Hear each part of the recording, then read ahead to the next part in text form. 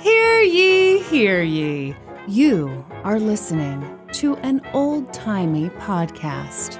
I'm Kristen Caruso. And I'm her lover. Oh my God. Norman Caruso. That's disgusting. That's how you want to start? Yep. And on this week's episode, I'll be talking about John Brown and the Pottawatomie Massacre. Shut up! Oh, yeah. Are you really? Yep. Okay. Do you think people know about John Brown? I think they know about some of his escapades, yes. Okay. Yep. But, I've been keeping this a secret from you for... I do know like that. the past month.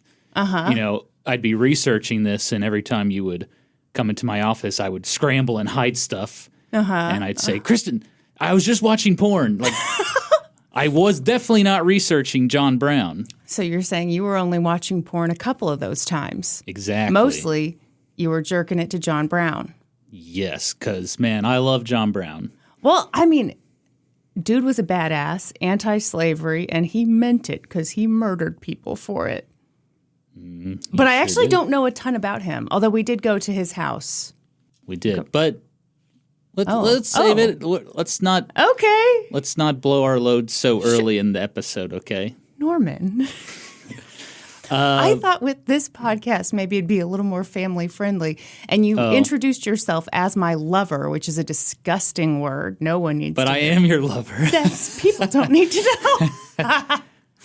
Anyway, this is our first episode, so maybe we should talk to the people. Oh, okay. Yeah. Hello, people. If you're listening, first of all, thank you. And if you're watching, thank you. People who are supporting us at the $10 level on Patreon are watching this video. Yeah, Norman. as long as the cameras don't give out. Okay, well, don't say that. I'm a little nervous. God damn it. I think they'll be okay. Okay. Yeah, thank you for listening. This is our very new podcast. This is our first episode together, and it's a history podcast. Yep. And it's a history podcast because we love history. It's true, Kristen. We do love history. I majored in history. Okay, well, it's not a college. contest. Have a few grad school credits in history. Okay. I have a very successful YouTube channel called The Gaming Historian, which is a history of video games. So I heard it kind of sucks. I have such little confidence I would believe it if you told me that. Oh, wow. Okay, no, you have a great YouTube Thank show. you. You've got 1 million fucking subscribers, so calm down. But I love all sorts of history, so I'm super excited to do this podcast. Me too. We consider ourselves history hoes. Okay. We are hoes for history. You shouldn't just say it like that. We polled people. We asked people what we should call this podcast. Mm-hmm. Had a lot of suggestions. We did. Some of them quite good. The one that people really wanted was History Hoes. Yeah, people really, really liked that name. My dad, in particular, really, really wanted this podcast to be called History Hoe and Her Gigolo. True story, yep. Again, that was my father Yes. who wanted that. He texted me that idea. I said no. He texted me in a bigger group chat. I said no again. He posted about it in the fan group for my Rest in Peace podcast, Let's Go to Court. And then when we had our live shows, he walked the line talking to fans, trying to recruit them to the cause. Yeah. See, I don't know why you're so concerned with me saying that I'm your lover when your dad is going around calling me a history hoe, and I'm the gigolo, implying that I sleep with many women. Maybe you're not a very successful gigolo. Did you ever think about that? Yeah, I've got one client. Yeah. And I'm married to her. And she doesn't pay shit. She doesn't even pay me. Well, anyway, that's a sad, true story. But yeah, this is called an old-timey podcast. Yeah. But the listeners yeah, are called history hoes, whether you like it or yeah, not. that's official. When we decided we wanted to do a history podcast, Mm-hmm. I think, my first immediate thought was, oh, well, we'll just call it Old Timey Podcast. Yeah. And we workshopped a few Ye Old Timey or The Old Timey, but yeah, we settled on an Old Timey Podcast. We polled the listeners. They loved it too. Yeah. It's a great name. Overwhelmingly. But then we talked to some people who didn't listen to Let's Go to Court, and they were like, that name sucks. They're like, what does that even mean? So we got insecure. We got very insecure. As a history hoe will, sometimes. I locked myself in my office for days thinking about it. And then we did a poll without old-timey as an option. And the people were a little upset about it. Some people pooped their pants. Yeah, but we both really liked the name. And so we just said, F the haters. We're calling it an old-timey podcast. And I just love that we can say, you down with OTP. We can say that. Yeah, but you know should me. we? All right. Absolutely. All right. Anyhow, should we talk about the format of the show? Yes. Okay, format of the show is this week you are telling me a story about John Brown, who kicked ass, took names, and murdered enslavers. Yes? You seem to be a real big fan of John Brown. I mean, well, more to come. Everybody keep their pants on. And next week I'll tell you a story and so on and so forth, forever and ever, amen. And there'll be, there'll be tangents, there'll be jokes, but we guarantee every story we tell will be super interesting and old-timey. We guarantee it? Guarantee it or your money back. I don't know. I don't know that I would accept a guarantee from a man who introduced himself first as a lover. I am your lover and your husband. Real men are both. They're lovers and husbands. Okay, well, that's... Yeah. Yeah, you're right. That's I the hate real that man. You're forcing me to agree with you. Exactly. Because a lot of people, sometimes they're husbands, but not lovers. Or sometimes they're lovers, but not husbands. Well, it's okay to be a lover and not be a husband. Don't you agree? But what if you're married? You got to be a good husband. Let's move on. This is not relationship talk radio. This is an old-timey podcast. It sure is. And, oh my gosh, you're probably wondering, my God, what are we, 5 minutes deep into this thing? Yeah, 8 minutes. Oh, 8 whole minutes. And you're loving it because you're a history hoe. I can already tell. And so you're thinking, how do I support them on Patreon? Well, you head on over to, oh gosh, it's still under the old name. Let's Go to Court Podcast. Okay, well... Just go to patreon.com/LGTC podcast for now. If it doesn't pop up, just search Old Timey Podcast Patreon and it should come up. We may have changed it by the time this episode comes out. Boy, we've really got our shit together, don't we? Yeah. Okay. Kristen, what do they get? Oh, okay. At the $5 level or higher, you get the backlog of Let's Go to Court bonus episodes. That's my old podcast. I think we had 57 bonus episodes. So anyway. 57 and... yeah, a whole bunch of other stuff, but we'll get to that. Also, you get into the Discord, and you get a monthly bonus episode. Will this month's bonus episode be an episode of Ask an Old White Guy by my father, the inventor of the name we previously mentioned for this podcast? Or will it be a bonus episode from this very podcast? Who knows? We don't know. We're just winging it here. We'll figure it out. And at the $10 level on our Patreon, you get access to all of that, plus a sticker and our autographs. Ooh. And also, hey, don't say, oh, wow, like that. Have some enthusiasm, like you're a lover and a husband. Oh, right. Okay. And then you get all the bonus videos. And if you want to watch the videos of the final 2 live shows from Let's Go to Court, get on over at the $10 level. At $10 level is where it's at. Oh, is it? Yeah. Is that where all the hoes are at? That's where all the hoes hang out. Okay, great. The history hoes. Okay. Are you going to take it away? Yeah, can I take it from here? I think you can. Can I get the mic? Ew. What?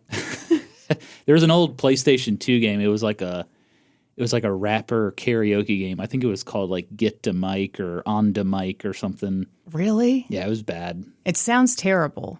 Yeah. But better when you say it. When I worked at GameStop, people traded that game in all the time. With tears in their eyes? Maybe it was Get on the Mic. That makes sense.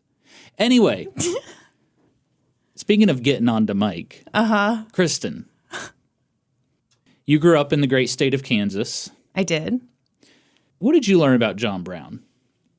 Oh, well, first of all, it's very rude of you to bring up anything that I was educated on. Okay. I was diagnosed with ADHD at the tender age of 37. Oh, so I remembered nothing. No, okay. in Kansas, 4th grade was when you learned about your state history. Right. And so I definitely remember hearing the name John Brown, but we were a bunch of white kids learning about slavery, and it was kind of like, our state did the right thing. We were a free state. Here's this guy, John Brown. He was a little nutty. Now let's square dance. Kansas was a free state, but it was a violent path to becoming a free state. I'll say that. They called it Spoiler Bleeding alert. Kansas. Bleeding. You're right. Yeah, Very I knew good. I'm right. I remembered some things. So John Brown is probably one of the most interesting people in American history, IMO. I grew up in North Carolina. I was a Southern boy. Okay. And we learned about John Brown, but what we learned was he was a crazy guy who raided Harpers Ferry, Virginia, the federal armory, to try to incite a slave rebellion, and he failed. Yeah. It's a little paragraph in our textbooks. That's all I knew about him. Then I moved here, and I learned, he was in Kansas. He did some interesting things in Kansas, which we're going to talk about. Mm-hmm. And so I thought, gosh, I would love for my first episode to be about this guy and just learn all about him. And I originally wanted to do an episode covering his whole life, but it's so darn interesting, I'm going to cut it up into 2 episodes. Ooh, cut it up, huh?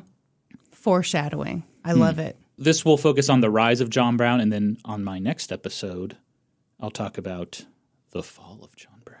Now, Norm, you're cutting this in 2, but will this be a meaty boy? Yeah, they're both going to be meaty, nice and juicy, trying to tender. think of something that rhymes with meaty. Needy, you're meaty. Okay, that's enough. needy, that meaty, beady, I don't know.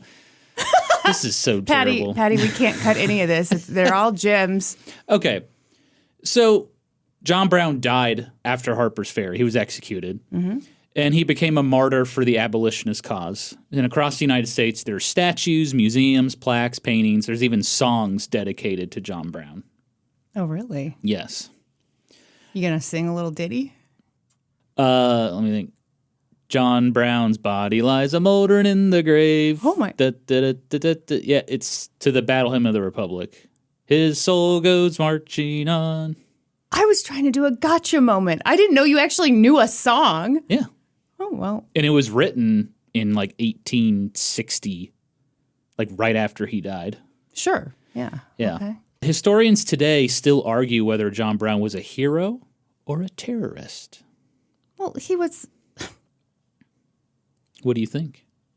I guess you don't know. You don't know much about John Brown yet. I feel like I know some. I know that he was a terrorist against slavery, which, are you really a terrorist if you're fighting against slavery? I don't know. Guess we'll find out. Okay. I will say, though, the younger generation, these millennials, these Gen Zers, these Whatever's below Gen Z. Gen Subterraneans, or they've kind of memeified John Brown. So you can buy T-shirts and stickers with a portrait of John Brown wearing sunglasses, and under it, it'll say, John Brown did nothing wrong. I mean, They're very popular. okay. Mm-hmm. Do you disagree? What? He did nothing wrong? Let me tell my story Okay, first. I'm sorry. Oh my gosh. I just spat. I'm sorry for that too. Yeah. And I'm the double microphones. sorry. I see smoke coming from the microphone. No, I'm double sorry that the boy. video might have caught that. Disgusting. It definitely did. We'll save that for TikTok. On Reddit, the subreddit known as Chaotic Good, the profile picture is John Brown. And that's a great way to describe John Brown. Yeah. Chaotic Good. Well, yeah. Yeah. That's perfect. Because he was a bit of a nut, but for a good cause. Yeah. So today, let's talk about the rise of John Brown and the Pottawatomie Massacre. Everyone, we're giving each other very meaningful looks. My lover is giving me a meaningful look as he talks about a massacre. How about a meaty full look? Oh. Because it's going to be a big meaty episode. Okay.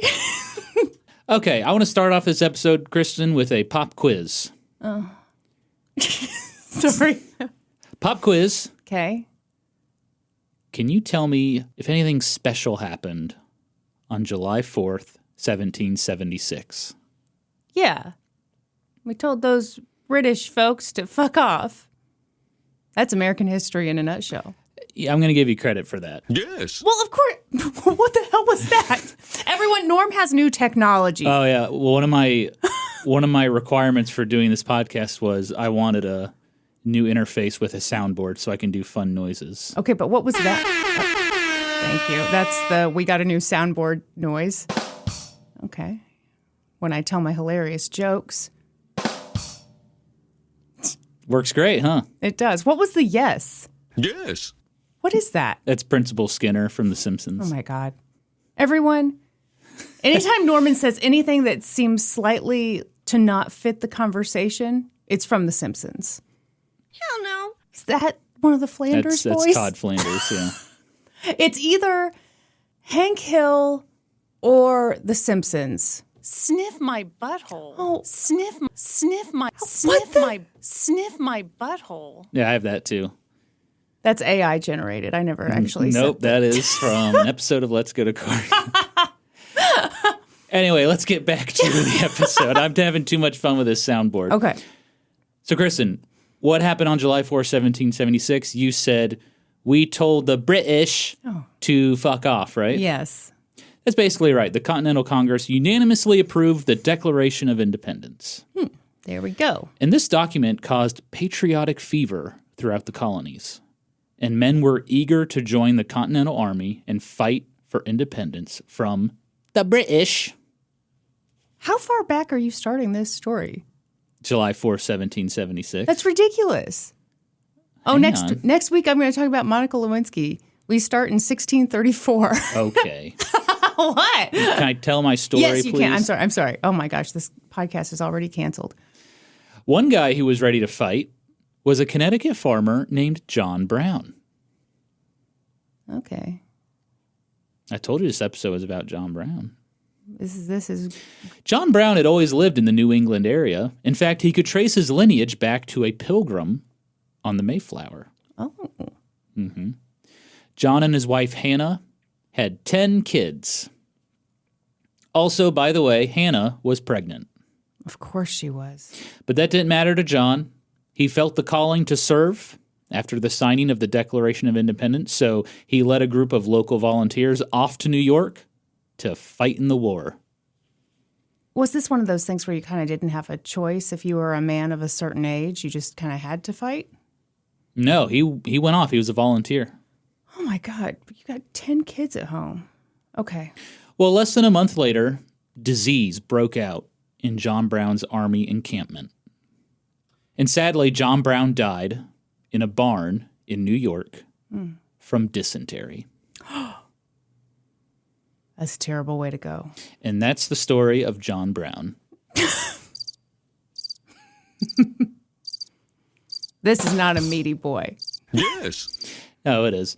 Okay, according to the Cleveland Clinic, dysentery is a gastrointestinal disease. Its causes include bacterial or parasitic infections. Symptoms include diarrhea, fever, nausea, vomiting, weight loss, and stomach cramps.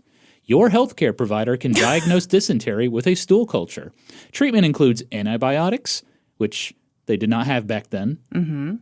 I like how upbeat you were as you told us the symptoms of dysentery. Yeah, well, I wanted to be like someone on a commercial. Yeah, okay. Because they're always like, Yeah, they're talk always to your excited. healthcare provider. Side effects include killing yourself. Yeah, yeah.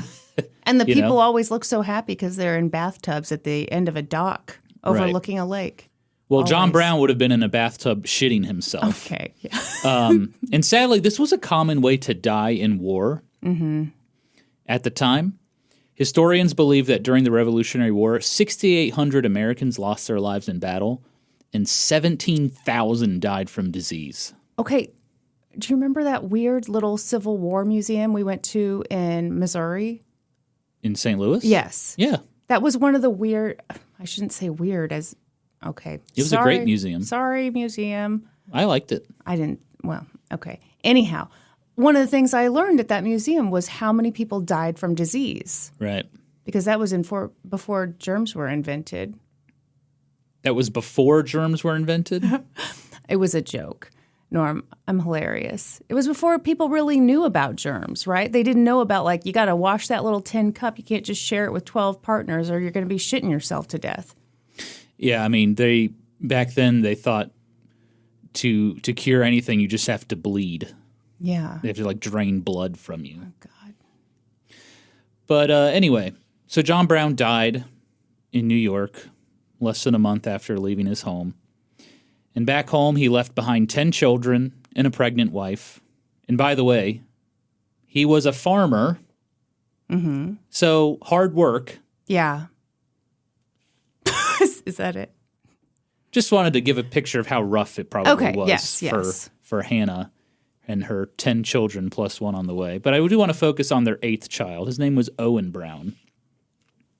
And whenever I hear the name Owen, I always think of that movie, Throw Mama from the Train. You ever see that? I don't think so. And she would say, Owen! Okay. Billy Crystal, Danny DeVito. It's a funny movie. Owen! Anyway, Owen Brown was 5 years old when his dad died. And his mother, Hannah, was left to run the farm and raise 11 children. So obviously this was incredibly hard. They lost all of their crops. They were very, very poor. I'm sure. And at the age of 12, Owen went off on his own. Wow. Because his family had basically broken apart. His mother couldn't support all of them. Of course not. So he worked as a cobbler, and then a local pastor took Owen under his wing, and Owen became very religious. And he was a Calvinist. Ooh. Familiar with Calvinism, Kristen? I'm familiar with the word. Was that the super serious one? Like no dancing, no laughing, Basically, no talking? Any theologians listening, please forgive me. I don't study religion. Uh-huh. But from what I understand, Calvinism, it's not its own church. It's not like there's a church of the Calvinists we can go to. It's just an interpretation of Christianity based on the teachings of John Calvin. Okay. What'd he teach? So they believe that we owe our allegiance to God's law over any human law. And they believe in predestination, so God will choose who will be saved. They had no attachments to anything in life. Life on earth was an ongoing trial to get to heaven. You know, people be sinning, Kristen. I'm always saying that. Yeah. And so we have to do all we can to resist temptations from the devil. If we wanted God to save our miserable, pathetic souls. Okay. It's a really fun way to live, Kristen. What do you know what was considered like a temptation from the devil in Calvinism? Oh, I mean, Basically anything. anything fun. Oh. I mean, pleasure. Pleasure was probably How'd they feel about Bad. lovers/husbands? would not approve of lovers. Yeah. Okay. But Owen was also taught that the greatest sin of mankind was slavery. Yeah. So let's talk about slavery. Please, let's. So the colonies obviously win the Revolutionary War. Obviously, we're way better than the British. So we obviously won, Kristen. Everyone, I feel like I should let you know that I hate fake British accents, and my husband knows this. Yes. And we became the United States of America. But all the states were very different. And at the turn of the century, the northern states became more populous and industrial, and the southern states were more about agriculture and slavery.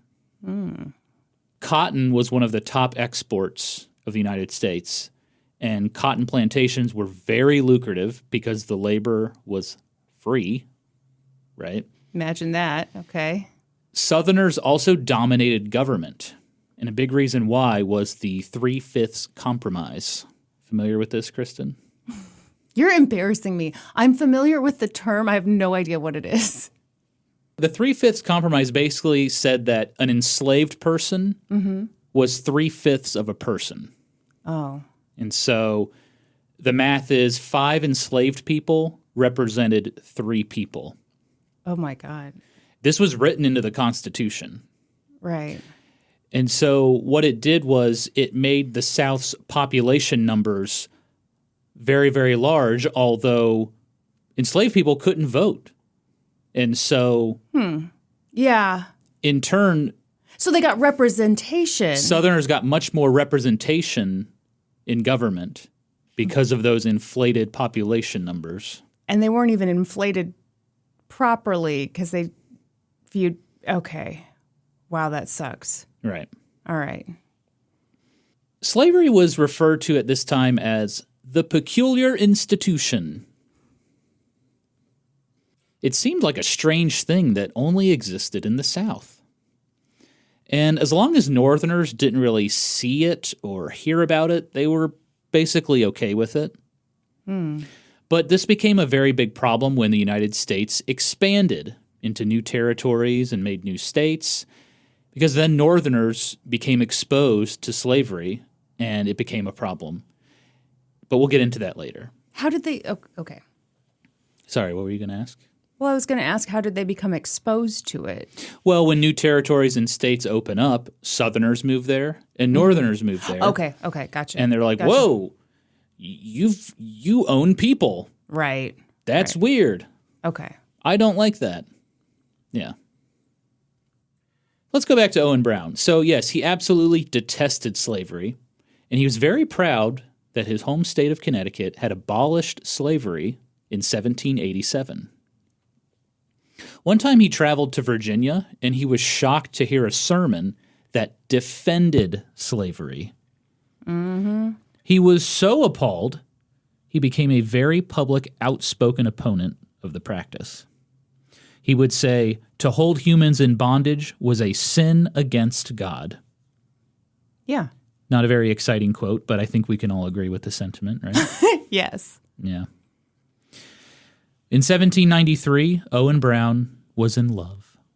Oh. He married a minister's daughter, Ruth Mills.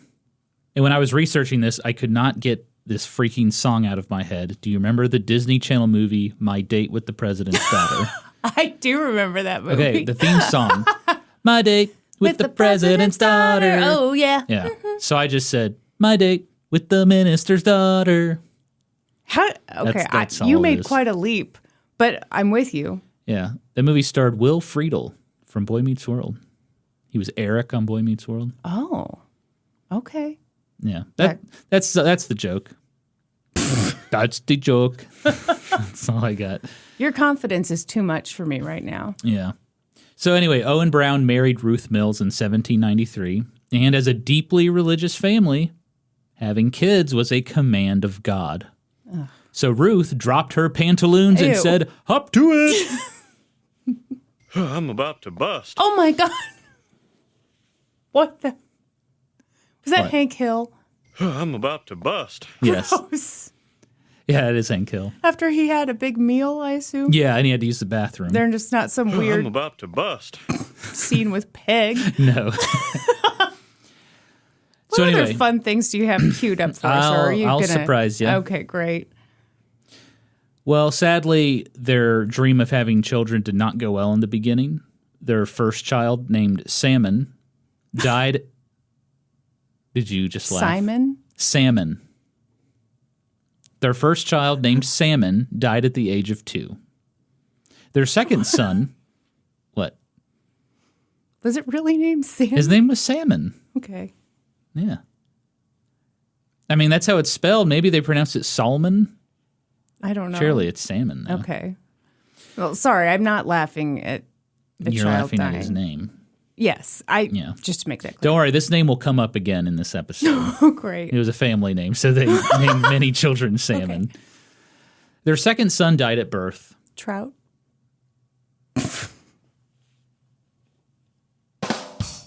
Sorry, that was wrong. Kristen, during the 1800s, 43% of children did not survive past the age of 5. Are you trying to make me feel like shit just because shrimps can't be? Didn't make it? Okay. I'm sorry. Let's get to some good news. Okay. In 1798, they had a daughter named Anna who survived and lived into adulthood. Good. The next year, in 1799, Owen Brown was ready to give his family and businesses a fresh start, so he moved his family to a 2-story salt box house in beautiful Torrington, Connecticut. Oh. Population today, 35,000. Is the salt box still standing? No. Oh, okay. You love a good salt box house. I do. know you do. It's a classic look. And Torrington, Connecticut, population 35,000. Pretty big city. If I do say so myself. Uh-huh. At the turn of the century, on May 9th, 1800, Owen and Ruth had another child, and they named him John, after his grandfather. Good. What are you looking at me? Nothing. I am holding back a lot of seafood jokes because I feel wrong about laughing at little salmon. Yeah. What's the name of that Captain Gordon? Is that the fish stick company? Gordon's Fish Sticks? That doesn't sound right. Gordon's not a very History hose, that's your homework for this episode. If I know who makes those fish sticks, they're really good. We can't possibly be bothered to Google it right now. Yes, May 9th, 1800, Owen and Ruth had another child, and they named him John. It was, of course, a blessing, considering the hardships they had endured, which Kristen thought was funny. No, apparently. I didn't. But Owen wrote about John's birth like it was any other day. Would you like to hear what Owen wrote when John was born? Yeah. In 1800, May 9th, John was born. Nothing very uncommon. Okay. That's it. Is he short on paper? Of course, John Brown's life would prove to be anything but common. Suck on that, Owen. Today, the house he was born in, it's no longer around, but there is a little stone that denotes where the house was, and it's on John Brown Road. So, kind of honor him a little bit. You love a good plaque. Love a good plaque. You stop and read every plaque. I'm going to put a plaque on our house. What's it going to say? This is where Kristen and her lover This is where live? the gaming historian and his history hoe live. Oh, God. You're a gigolo and nothing more. John Brown, or JB as I like to call him, grew up learning all of the religious habits that Owen practiced, including his hatred of slavery. Any acts of sin John committed were met with not only a day of reflection, but a rod beating. Oh. Terror and doom awaited anyone who strayed from the path of righteousness. And honestly, I really don't want the day of reflection. Just give me the rod. I couldn't take a day of reflection. You couldn't take just a silent No, it's torture. period to think your own thoughts, No. feel that shame wash over you? I mean, you got some terrible punishments from DP growing up. Don't call him DP when you talk about terrible punishments. That just sounds disgusting. Okay, New listeners to this podcast should know my dad's name is Daryl Pitts, and he refers to himself as DP. And history hoes know the alternative definitions for DP. I'm not familiar. Dr. Pepper? Yeah, that's it. But he would say, like, if you were me and I were you, Oh my God. what would you do? He would do stuff like that, right? Okay, when I would get in trouble as a kid, we would get punished by first we had to go to the stairs and sit and think for a while, which I hated. And then my dad would come over and he'd give a lecture. And the lecture lasted for 12 years. And it was like, here's what you did, here's why it's wrong, blah, blah. And then it would always end with, now put yourself in my shoes. What punishment do you think is appropriate here? And okay, I tell this story to other people, and other people are like, oh, that's not that bad. Then you just, give yourself some light punishment. Nay, no, you do not. Because if you do that, the lecture starts from the beginning. Of course. So what you have to say is, I think I should be flung from a train. Yeah, you give yourself the ultimate punishment. Yes. You say, And then he walks it back. You say, I'm going to buy a bullet and rent a gun. Oh, okay. Because you're a kid, you can't afford. Right. It's all about what you can afford. I stole that joke. I'm sorry. Wow. From whom? It's from Vegas Vacation. It's one of my favorite lines from that movie. How were you punished as a child, Norm? Well, I got spanked, got grounded, took video games away, standard child punishments. Yeah. Yeah. Those sound pretty normal. You didn't get any long lectures? Not really. I got spanked when I was like 15 years old one time. I'll tell that story Sexy sometime. woman. By my mom. It's pretty funny. Well, what, do you not have time right now? No, this is a huge episode. Oh, okay. There's no I'm time. sorry. Yeah. Everyone, prepare to be titillated later. Subscribe to the Patreon and I'll tell my tale. This episode is only going out to patrons for a while, so I think they're going to feel like, well, here we are. Oh, crap. Ready to hear about you getting spanked. Anyway, in 1805, Owen Brown, he got restless again. His businesses weren't doing very well. He was running a tannery now, and he was still a cobbler, making them shoes. Mm-hmm. But he saw opportunity in the new state of Ohio. He could get cheap land, he could make a name for himself in a brand new community, and he could spread the word of God along the frontier.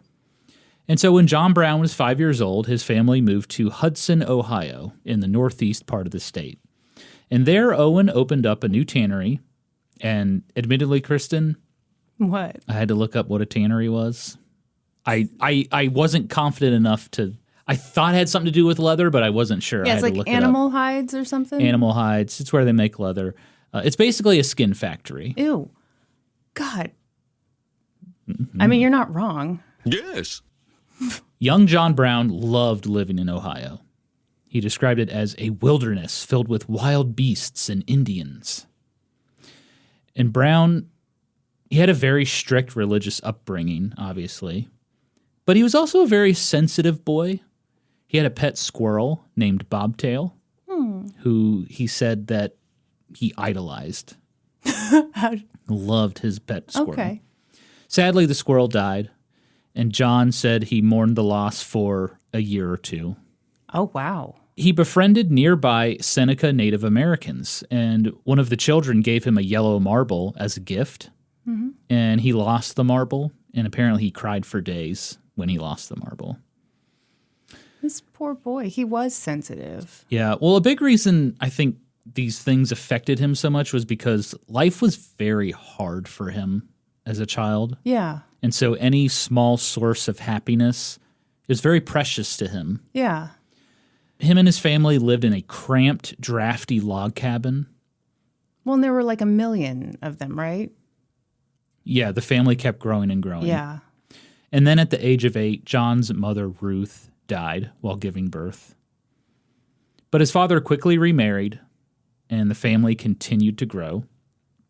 In fact, by the end of Owen Brown's life, he would be married 3 times and father 16 children. Talk about a history, ho. Mm-hmm. Can you imagine shining a black light in that cabin, Kristen? Norman. I'm about to bust. Gosh, that is gross. Hey, he's command of God. He's got to have kids. Well, he did it. Although John Brown's father remarried, John never became attached to his stepmothers. Okay. Was never close with them. His mother's death greatly affected him. He became a hard, tough, stubborn, fiercely independent kid. He quit school, and he started working for his father at the tannery. In 1812, the appropriately named War of 1812 broke out between the United States and their number one rival, Britain, England. Okay. They're at it again, Kristen. They're fighting again. Those damn Brits. Yeah. Well, Owen Brown decided to support the war effort, and he sold cattle to U.S. forces stationed up in Michigan. I want you to prepare yourself for this. Okay. Owen had John, who's 12 years old, take these cattle by himself over 100 miles to Michigan. Oh, my God. That's a tough job. Did he do it? He did.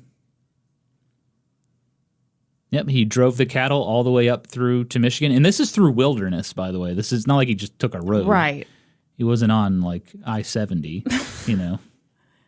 That's incredible. During this trip, John stayed with a man who was an enslaver, and he had an enslaved boy about the same age as John.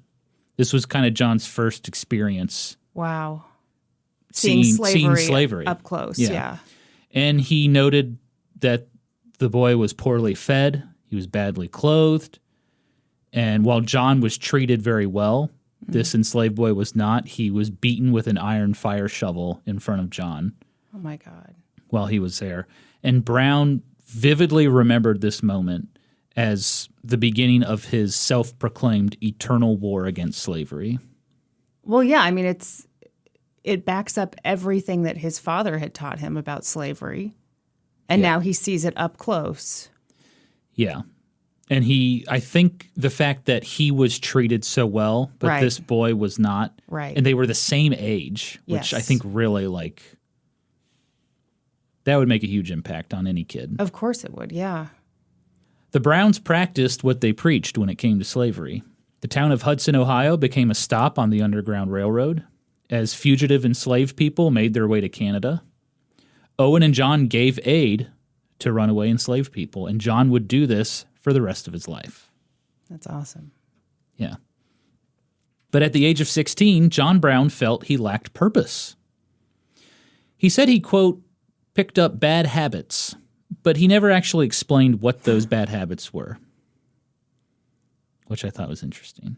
Yeah. He said he felt a lot of guilt. What do you think they were? I mean, it couldn't have been that bad, right? He had so much guilt He and saw a shame. lady's ankle, and he felt lust. He said, I'm about to bust. I'm about to bust. Yeah, Then he felt guilt. as he should. Never covet an ankle, I always say. Well, he was seeking purpose now, so he turned back to religion, and he went off to New England to study the ministry. But while he was in school there, he ran out of money, so he had to come home. So at the age of 18, John Brown was back in Ohio, but he was now a grown-ass adult, Kristen. Okay. Taking cattle 200 miles this time. I want to describe for you what John Brown looked like. Okay. Okay. Kristen, if there was a magazine called Threatening Boyz magazine, John Brown's on the front cover. Okay? Threatening Boyz magazine? Threatening Boyz magazine. Is this like Teen Pop, only edgier? Exactly. Wait, it was Teen Beat, wasn't it? Teen Beat. Okay. Threatening Boyz magazine. History hose, check your local newsstand. Get the latest issue of Threatening Boyz magazine. John Brown was about 5'10", which was somewhat tall for the time. Probably really tall for the time, yeah. He was strong, lean, Oh. dark hair, Oh. thin lips, and a very chiseled chin. How chiseled was it? It was a chin you could set your watch to, Kristen. What does that even mean? It was the perfect chin. It was on time. You know, usually people talk about a chiseled jawline. He had a chiseled chin. Real Jawline flabby too. jaw. Well, I'll include the jawline Okay. too. It was all chiseled. He had piercing steel gray eyes, and people said his eyes were full of light and fire. Okay. Honestly, John Brown was very sexy. He was a threatening boy. Yes. Threatening Boyz magazine. Yep. Norm, what would it take for you to be featured in Threatening Boyz magazine? I could never get into that magazine. Try as you might. No matter what I do, I just don't look threatening at all. John Brown looked threatening. Well, yeah, and he led a massacre, spoiler alert. So, yeah, he's a threatening boy. Yeah, but not me. No. No, Non-threatening boy magazine for you. that's me. Sweet and, boy and I wouldn't magazine. be on the cover. I'd be like, Inside. yeah, I'd be like a write-in candidate or something. Write-in. Yeah, I love your magazine and I'd love to be featured. You know, people would do that and they'd include a photo. Yeah, It'd be like okay. letters to the, Boy. yeah. Anyway, let's keep going. When John Brown got back to Ohio, he was a new man. He was hardworking, super religious now. He had upgraded. Oh, my God. He Okay. went from religious to super religious. All right. Seemed like he was already there, but okay. Yeah. But he's also very confident. Unlike those non-threatening boys. Brown said that he habitually expected to succeed in his undertakings. Wow. He also prided himself in being a leader. His younger brother said that John was a king against whom there is no rising up. So kind of a tyrant? I guess so. Okay. But this confidence, it would serve him later in life. Foreshadowing. Thank you. Around the age of 20, John Brown got a Facebook message asking if he ever wanted to be his own boss. And did he want to be his own boss? Well, of course. Work his own hours. Mm-hmm. You know. What else do they say in those messages? Well, first of all, They just say you want to be your own boss. have you ever received one of these messages, or is it reserved for women? No, I got one. Yeah. Okay. For women, it always starts out, "Hey, girly." I guess for mine was like, "Hey, dude." Yeah. Yeah. Oh, God. Anyway, all kidding aside, Brown didn't actually get a Facebook message. Wow. Kristen. He did We're want to. all about accuracy here on an Yes. old-timey podcast. Absolutely. Sniff my butthole. Kristen, stop. Shut up. Please stop saying that. Brown wanted to be his own man. And so, if you can believe this badass move, Kristen, Okay. he opened up his own tannery in the same town as his dad Well, that's because he didn't want to work for his dad. Oh.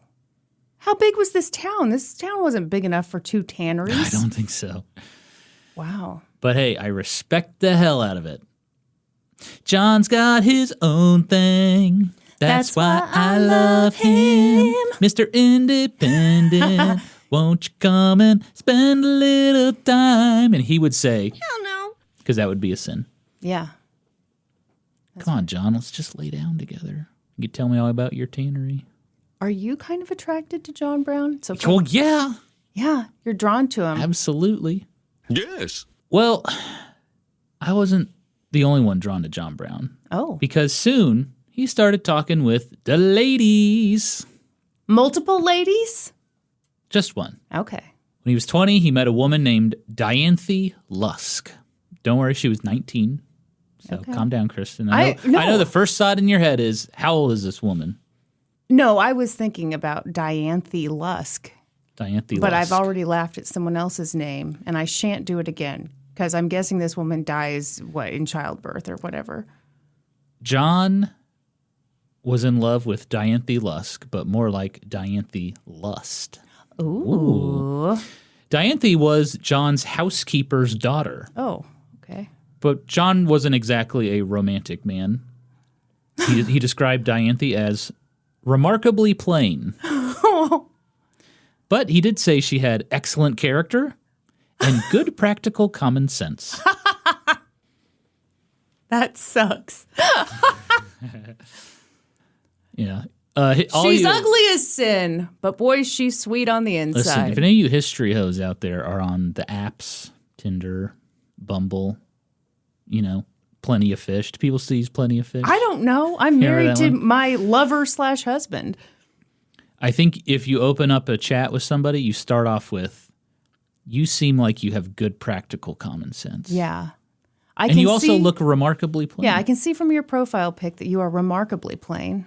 Mm-hmm. What was the other compliment he gave? Excellent character. Excellent character. That's actually a good compliment, I think. Well, yeah, no, the stuff about her Next time we're beauty. making out, I'm going to whisper in your ear, you have good practical common sense. Oh, Kristen, you're remarkably plain. Careful. I'm about to bust. You're too much of a non-threatening boy You're right. to shout those fighting words. Yeah, I would say, oh, boy. Can we kiss now? Ew, stop. Within the first 4 years of marriage, John and Dianthe had 3 kids. John Jr., Jason, and Owen. Jason. It seems kind of modern. I think Jason is an old name.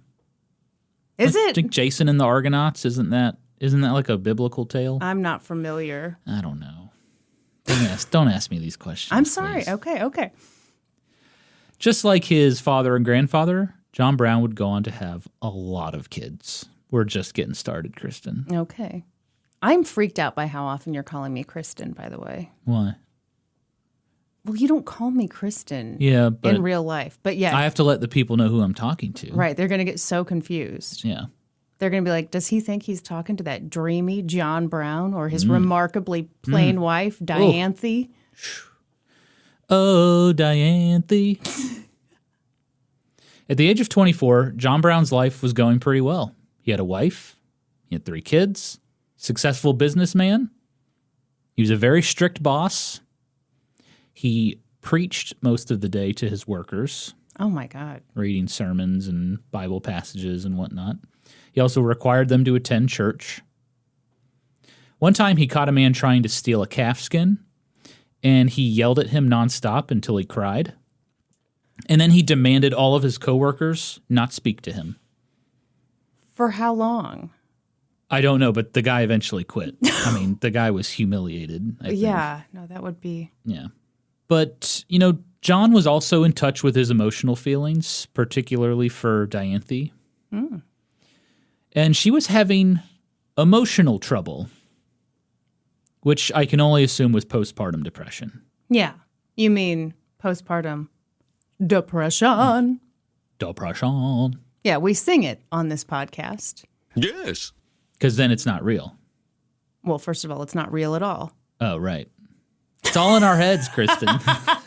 All you have to do is sing the word depression. And then it's all better. And your depression goes away. It's incredible Take it from how me. that works. Man, I wish you would have told me that sooner. Yeah. I've been depressed for 2 years now. Well, John thought maybe a change of scenery would be good for Dianthe. Okay. And so the Browns moved to northwestern Pennsylvania, a little town called New Richmond. John purchased 25 acres of land, and he built a 2-room log house, and he also built a barn that contained a secret room for hiding runaway enslaved people. Whoa. That's awesome. Telling he practiced what he preached. Yeah. And in New Richmond, John once again opened a tannery. It was very successful. And in fact, the tannery stone foundation is still there today in New Richmond. It's on the National Register of Historic Places, and there's a nice little plaque there. Love me some plaques, Kristen. You do. John Brown also raised animals, and he got very, very good raising sheep. He became a very skilled shepherd. Okay. Yeah. How do you what? I don't know, like how do you get really good at that? Oh, you don't want to know. Shut up. Don't make it weird. I'm about to bust. Norman.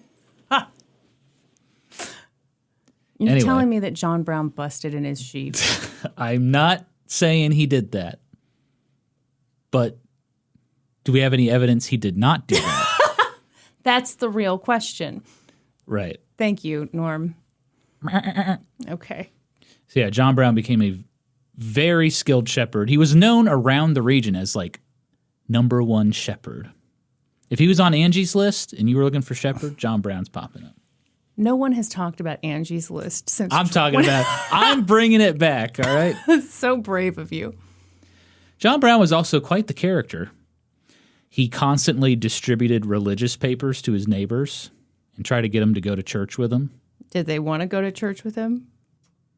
I don't know. Probably not. Probably not if you had to keep bringing those papers bringing around. those papers. He hated people that always agreed with him. Mm-hmm. He'd rather talk with someone who had their own ideas and stood by those ideas. Okay. Which I respect that. Yeah. Yeah, you don't want a yes man. I'm guessing, though, that he was the type of guy who people would just agree with to try to shut him up, right? So maybe that's what he didn't like. Maybe. Yeah. Oh, you're trying to get rid of me, huh? Excuse me. I'm burping a lot. This Coke Zero is... My God. Patty, bleep that. So yeah, John was quite the character. One time, he was walking home, and he saw his neighbor drinking whiskey. Mm-hmm. And Brown came over, and the neighbor offered him a sip. So Brown took a few sips from the jug, and then he smashed it on the ground, declaring that alcohol had, quote, dangerous powers. He He took some of this man's drink, which, like, how many pleasures did people even have back then? This guy is Not many. enjoying a cocktail. Alcohol was very popular. And John Brown took 2 sips and destroyed it. And destroyed his jug. Yeah. You know, it's funny. The first time I got drunk, I also said alcohol has dangerous powers. So John Brown and I are alike in a lot of ways. Would you like to tell the story of when you first sipped alcohol? Yeah, I was 18, I think, and I worked at a restaurant, and I gave a coworker a ride home, and I asked if he would buy me some alcohol. And so he went into 7-Eleven and bought me Sparks, a 4-pack of Sparks, which was basically an energy drink with malt liquor. It was like it was sold for like 12 seconds, right? Yeah, and then, it was was banned. Yeah. And I went home and I drank 2 of them, and I blacked out in my bathroom. And I woke up and said, "Whew, this stuff has dangerous powers." And then you went door to door and took everyone else's alcohol and destroyed it. That's right. That's the way to do it. Yeah, Sparks. Oof. It's like Four Loko, you know. I never had Four Loko. Four either. Loko was banned too, or they had to change the formula. Yeah. What did it taste like? Sparks? Yeah. It's like an orange Red Bull. Disgusting. It was bad. I can't believe that was the first thing I got drunk off of. Terrible thing to get drunk off of for the first time. Yeah, I don't know that there's anything that would be good. White wine spritzers is a good drink to get drunk off of for your son. You'd have to drink 20 of them, but you'd get drunk eventually. Okay, great. For anyone listening out there, we recommend you start with white wine spritzers. Norm's advice. But you don't drink now. I don't drink anymore. So maybe. Because it has dangerous powers. Yeah. John Brown told you, and you were like, I've seen that man in Threatening Boyz magazine. I'm going to do whatever the hell he says. Whatever John Brown wants, I'll do it. Okay. John Brown was also very tough on his children. They were required to keep a log of their sins along with the punishment. Oh, my God. For example, John Jr. earned 8 lashes for disobeying mother and 3 lashes for unfaithfulness at work. What's that mean? I don't really know. Okay. Like starting a rival tannery? Yeah, I don't know what he meant by unfaithfulness at work. I guess just like slacking off because he's not being faithful to working. Or being a hoe at work. Yeah. As the history hoes know. He was They can't help photocopying his butt, his bare butt and balls. Okay. Yes. John Brown also considered hunting and fishing wicked because it apparently promoted laziness. Well, But, you know, that sensitive side did come out. His children remembered that their father was very sweet. He sang to them at bedtime. He read them stories from the Bible and Aesop's fables. And soon the Brown family had 3 more children. Ruth, a daughter, Frederick, a son, and sadly an unnamed son who died in only 3 days. crab legs. Stop laughing, Kristen. It's not funny. It's not funny. I'm not. I am being a bit of a turd. Yes. I will accept 3 lashings. Well, that's 6 kids in 9 years for Dianthe. That sounds terrible. This caused a great deal of stress on her body. She developed heart problems. She constantly had fever. A year after their infant died, Dianthe gave birth to a 7th child, another boy who was stillborn. Yeah. And after that, it became too much for Dianthe, and 3 days later, she died at the age of 31 on August 10th. 31? August 10th, 1832. She died at the age of 31. Birth control. This is why we need it. Her final words were, "Farewell, Earth," which is inscribed on her tombstone. And her tombstone and several of her children's tombstones are still around today, but they're on private property. It's where John Brown had his farm in New Richmond. And that's not a museum or anything? No, but apparently I went to this website. You can call the people that live there, and they'll let you look at tombstones. Oh, that's cool. Yeah, they have their number listed and everything. That's okay. very nice. John buried them at the highest point on his land. Very nice spot. And he took the losses very hard, Yeah. both his children and his wife. He told a friend he felt dead inside. He was raising 5 children by himself. But soon he found love again. How soon? He had hired a housekeeper to help tend to the home while he worked at the tannery, and he began a courtship. With the housekeeper's 16-year-old sister, Ew. Mary Day. How old is he? 32. Disgusting. All right. And what's the problem? She's a child. He's a grown-ass man. And 32 back in these days was like 62 today.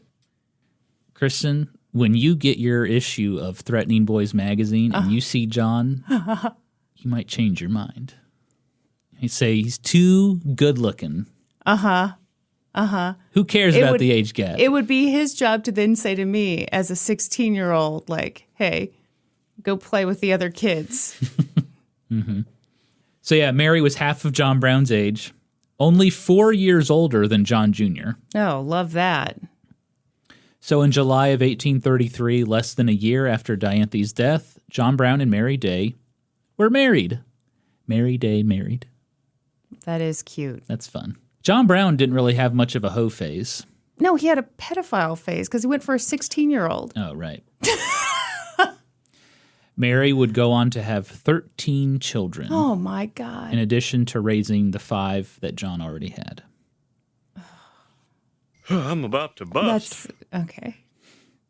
Can we have a limit on how many times we need hear Hank Hill say he's about to bust? Let's get a bust counter going in the corner of the screen. You know, all these kids that these Browns were having. You ever see those Nugenics commercials? With Frank White? No. So he was a baseball player. Yeah. And Nugenics is like a testosterone booster. Oh, yeah. And these like hot women are in a gym and they see Frank White working out. They're like, oh my God, you're Frank White. You look great. And he's like, it's all thanks to Nugenics. And then he looks at the camera and goes, and she'll love it too. And the women go, oh. I'm about to bust. Okay. You never seen those? I guess not. Did they think about how close that is to the word eugenics? They didn't care, Kristen. Does Nugenics work? Does it make you No, more it's of a bullshit. man? Does it No, make... you can't increase your testosterone by taking a pill. You can't? No, I think you have to get a shot. Oh, okay. Yeah, you have to go to an actual doctor. Are you saying that Frank White, MD, is full of shit? I think he may have been paid. He's a paid actor. Oh my God. But anyway, But those women were turned on by him, right? Absolutely. Yes, okay. But they'd be even more turned on if John Brown was promoting eugenics. Well, they probably would. Because Those John Brown thin lips. could show his 18 children and say, this only happened because of eugenics. Well, yeah, I mean... And you're going to hell and you're going to burn. But also, I Because can those women were put probably walking a around in baby sports you. bras, and he didn't want to see that. Yeah. At this point, I'm going to stop mentioning every time John Brown has a kid because he has a lot of children. It's a lot of names to keep track of. But I will tell you the important ones. Will you tell us the funny ones? Yeah. Well, next time salmon comes up, Okay. I'll let you know. And it will come up because they swim upstream. Oh, shit. That sucked.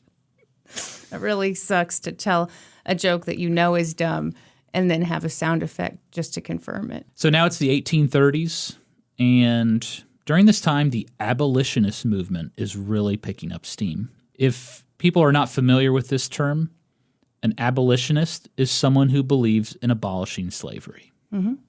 Simple as that. The Nat Turner Slave Rebellion in 1831 inspired many people in the North to take up the goal of ending slavery, which, by the way, is a great future topic for an episode. You going to do it? The Nat Turner Slave Rebellion? Yeah. I think I will. I grew up not far from where that happened. Really? Where did it happen? Just like a little bit north of Virginia Beach. Oh, shit. Yeah. Okay. There's a little sign on the side of the highway A that's plaque. like a plaque, yeah. Uh-huh. Highway signs are basically plaques, right? Basically, yeah. Yeah, there's a little sign that was like, 2 miles from here is where Nat Turner...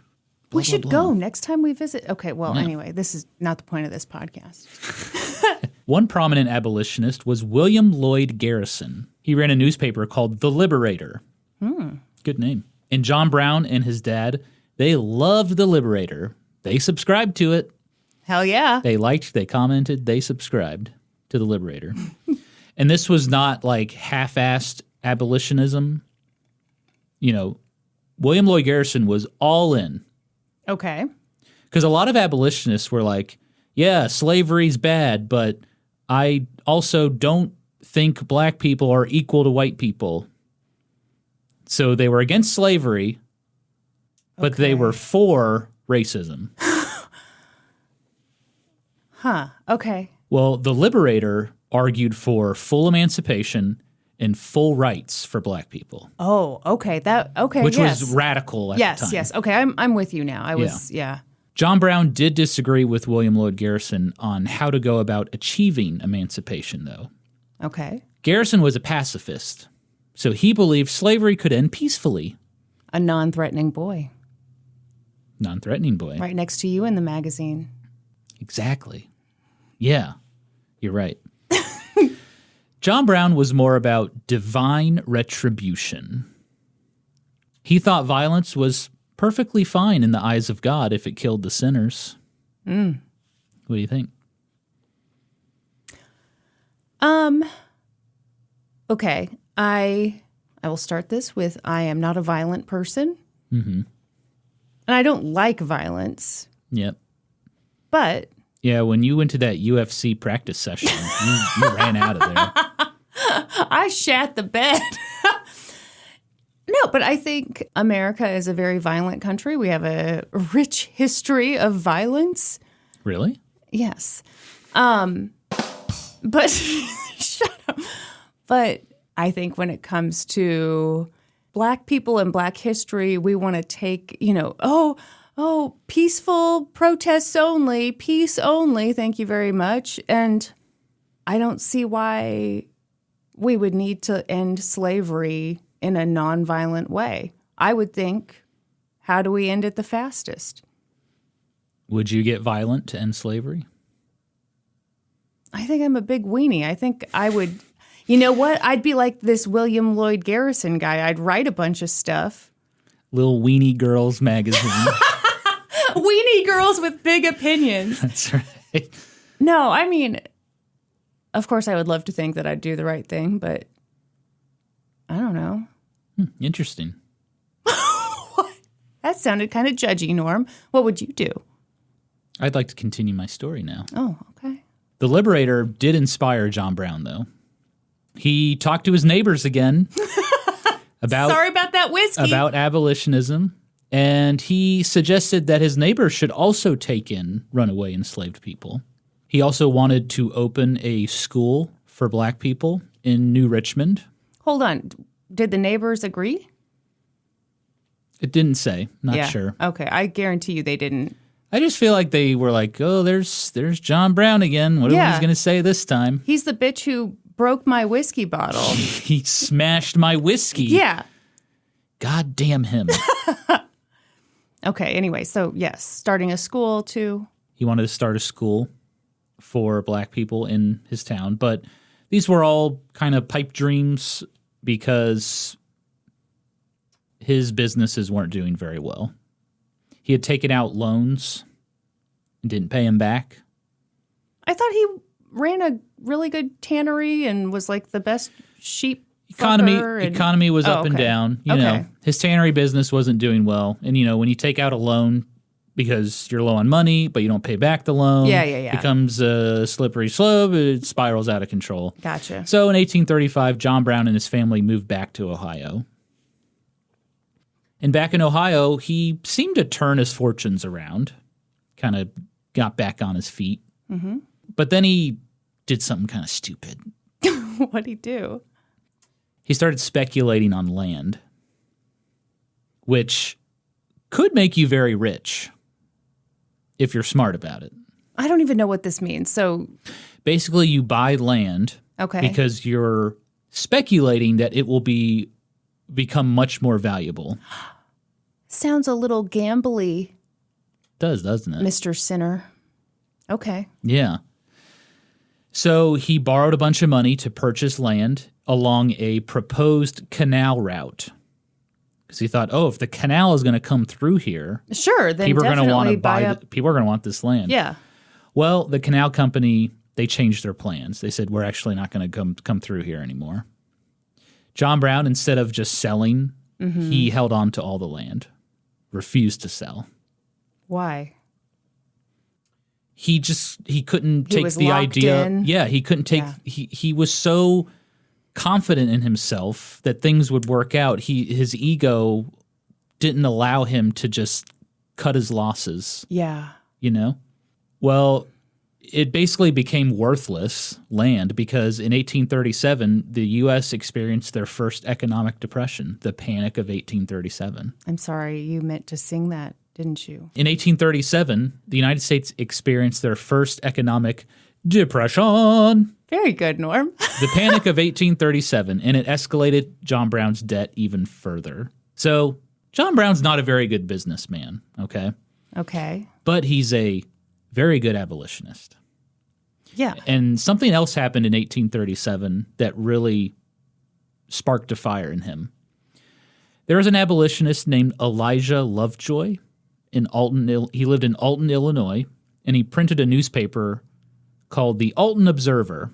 It was an abolitionist newspaper. Yeah. Alton was right by the Mississippi River in Illinois. Well, right across that river is the great state of Missouri. Oh, boy. Slavery was legal in Missouri. Yep. And a bunch of folks in Missouri said, you know what? I don't like this Mr. Lovejoy, and I don't like his stupid newspaper. And so a Missouri mob crossed the Mississippi River. They went to Alton, Illinois. They killed Elijah Lovejoy. Oh. And they burned the building that his newspaper was printed out of. Wow. So this sent shockwaves through the North, especially in the abolitionist community. Yeah. Obviously.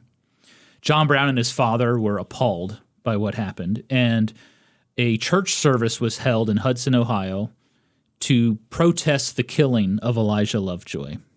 And John Brown and his father both attended. And apparently, according to witnesses, after the service ended, in the back of the church, John Brown stood up, raised his right hand, and said, "Here before God, in the presence of these witnesses, from this time, I consecrate my life to the destruction of slavery."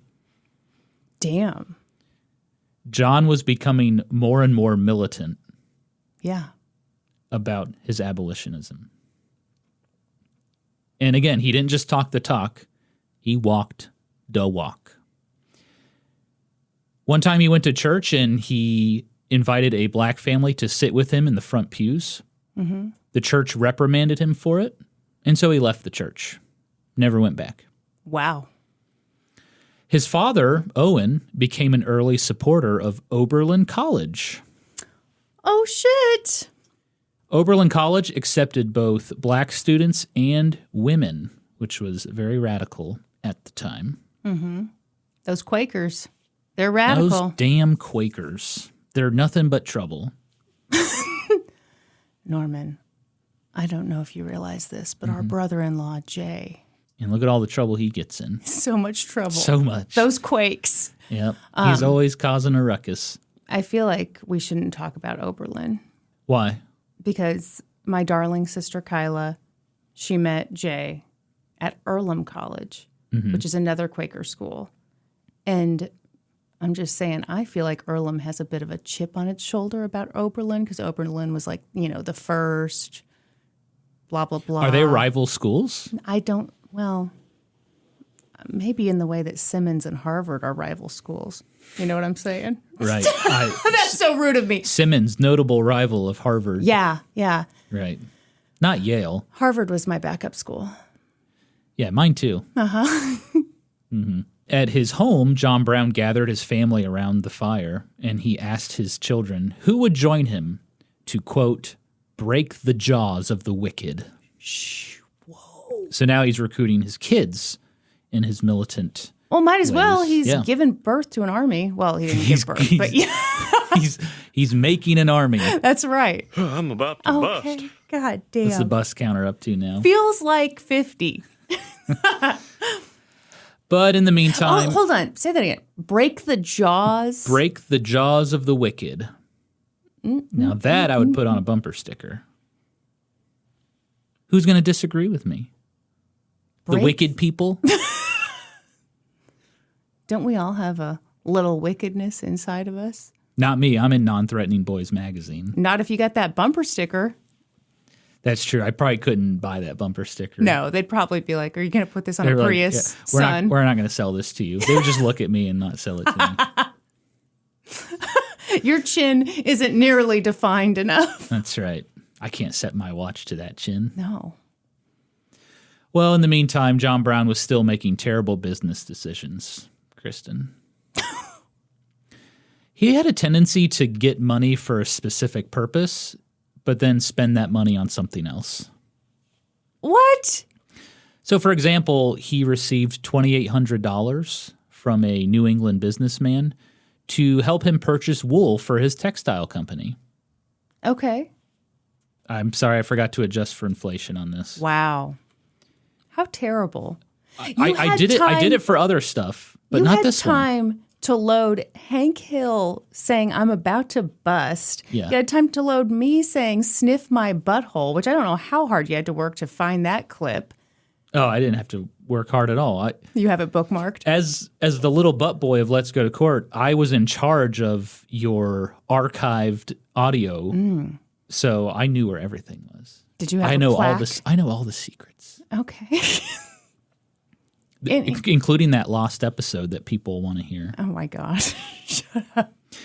$2,800 during this time would be like getting $110,000 today. And he just talked some businessman into giving him that money? He sure did. Wow. Because he was a skilled shepherd, knew about wool. And so, yeah, this guy was like, yeah, help me buy some high-quality wool for my textile company. Okay. But Brown did not buy wool with that money. What'd he do? He paid off debts. Oh, okay. That's less exciting than I was hoping. And the businessman from New England wrote him a letter and was like, hey, haven't heard from you in a while. How's that wool coming along? And John Brown Sure was could like, use some wool. come and get it, buddy. You're in New England. John Brown's religious, righteous ways would not allow him to lie. So, Well, but he did lie. He took that money from that man and spent it in a dishonest way. So, John Brown replied to the guy and he admitted, okay. I did not buy wool with your money. Yeah. And so John Brown started getting sued, not just from this guy, but other people too. Oh. So lawsuits began to pile up. And this whole time, he kept having kids with Mary. So, Well, sure. Why would that stop? Well, the situation turned extreme in 1841. Brown had lost the title to his land because of Oh. all these debts. And the sheriff showed up to kick him off the land, and he refused to leave. He and his two sons grabbed muskets, and they held up inside their cabin, Wow. and there was a standoff. But after a few days, Brown and his sons surrendered to the sheriff, and they were arrested and jailed for a short time. The next year, in 1842, an Ohio court finally declared John Brown bankrupt. Right. They confiscated all of his land and assets, but they did leave him and his family with a few possessions, and I'd like to read to you a few of the possessions he was able to keep. Okay. 2 broken earthen crocks. And not like Crocs the shoe, Thank you. but like the storage earthen crocks. But they're broken. They are broken. And they wanted to keep this, or Well, the court could have taken everything. could have taken their broken shit? Yeah, but they let him keep that. Okay. 3 bags. Bags of what? They didn't say, just Oh. 3 bags. 20 pounds of lard. Okay. 11 Bibles. All right. 8 aprons.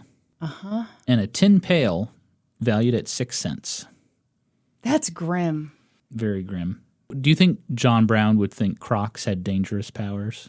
modern day Crocs. Yeah, if he saw I think Kyla so. wearing those rainbow Crocs, would he'd say, "Devil woman"? Everyone, I have to tell you something. This past weekend, we went to an event for Kyla's work. Kyla works at a nonprofit, and Kyla and I wanted a picture together. So we asked Norman to take the photo. And Kyla had changed out of her high heels into rainbow Crocs, which is a choice. But she specifically said to Norman, when you take this photo, do not include my Crocs. And I specifically said to Norm, when you take this photo, make sure that my shapewear isn't popping out of the top of my skirt. I ignored both orders. The picture includes both the Crocs and the shapewear. We're having it framed. All right, continue. Patreon bonus, we'll post the photo. I'm promising a lot to these You are patrons. promising a lot. John Brown basically had to start his life over now after the bankruptcy. Mm-hmm. He had damaged his reputation as a businessman, and he fell into a depression. He would sign off letters with "unworthily yours." Oh. Yeah, he was depressed. He referred to his wife as the sharer of my poverty, trials, discredit, and sore afflictions. Good grief. John Brown was basically emo. Yeah. I actually read a few letters that John Brown had written during this time. Mm-hmm. And I think a really fun game we could play with maybe the history hose. Okay. I would read a sentence, and you would have to guess: is this something John Brown wrote, or is this a lyric from a Jimmy Eat World song? I love that. I love it. Yeah, That's a brilliant game you've come up with. Yes. I agree. What would the prize be? The first copy of Threatening Boyz magazine? Ooh, yeah, a poster. Mm-hmm. So they can smooch it every night before they go to bed. Yeah. Ooh, John. Ooh, your chiseled chin. John Brown moved his family to a tiny, cramped cabin because it was all they could afford. Mm-hmm. Well, a year after the bankruptcy, something even worse happened. What? In September of 1843, dysentery spread through his family. And being in a tiny, cramped cabin did not help. Yeah. Pretty much everybody in his family got dysentery. It's miserable. Within 4 days, John Brown lost 4 children. Oh. Charles, a 6-year-old, Peter, a 2-year-old, Austin, a 1-year-old, and Sarah, a 9-year-old. That's horrible. John Brown, sick with dysentery, buried his 4 children in a single grave. Yeah. Holy shit. That's rough. That's horrible. 4 days, lose 4 kids. And John Brown said he felt a steady, strong desire to die. I'm sure he did. But there was one thing that kept him going: the destruction of slavery. I'm sorry. I thought you were going to say his other kids. Nope. He wrote it was slavery. Okay. That kept him going. Okay, that was his, yeah. He wrote, certainly the cause is enough to live for. And he wrote letters to abolitionist politicians with admiration. And he continued to protect and escort enslaved people to freedom. How many people? It's estimated John Brown rescued 1,500 runaway enslaved people in his Well, didn't lifetime. rescue, right? Help them along the Underground Railroad. Because he didn't go down south. And, Oh, well, Oh, okay. Okay. Calm down, history ho? Is that what you're saying? calm down, history ho. Okay. He did rescue. Wow. He did. And we'll get to that in the next part. But one route of the Underground Railroad went through Ohio, up through Michigan, and then crossed into Canada. Okay. And John Brown did escort people on that route frequently. Yeah. Gotcha. So, but he also took enslaved people from their plantation and took them to Canada. which, And you're spoiler telling alert, me I have to wait until part 2, Electric Boogaloo, for that. It's a great story. Okay. But yeah, next time. In 1847, John Brown had found a new business venture. Okay.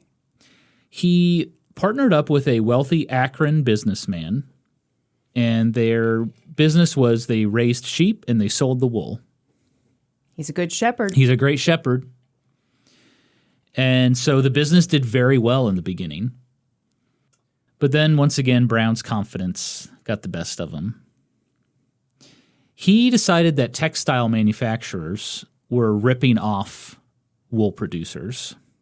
Okay. Which was actually true. These textile companies would pay practically nothing for the wool. Mm-hmm.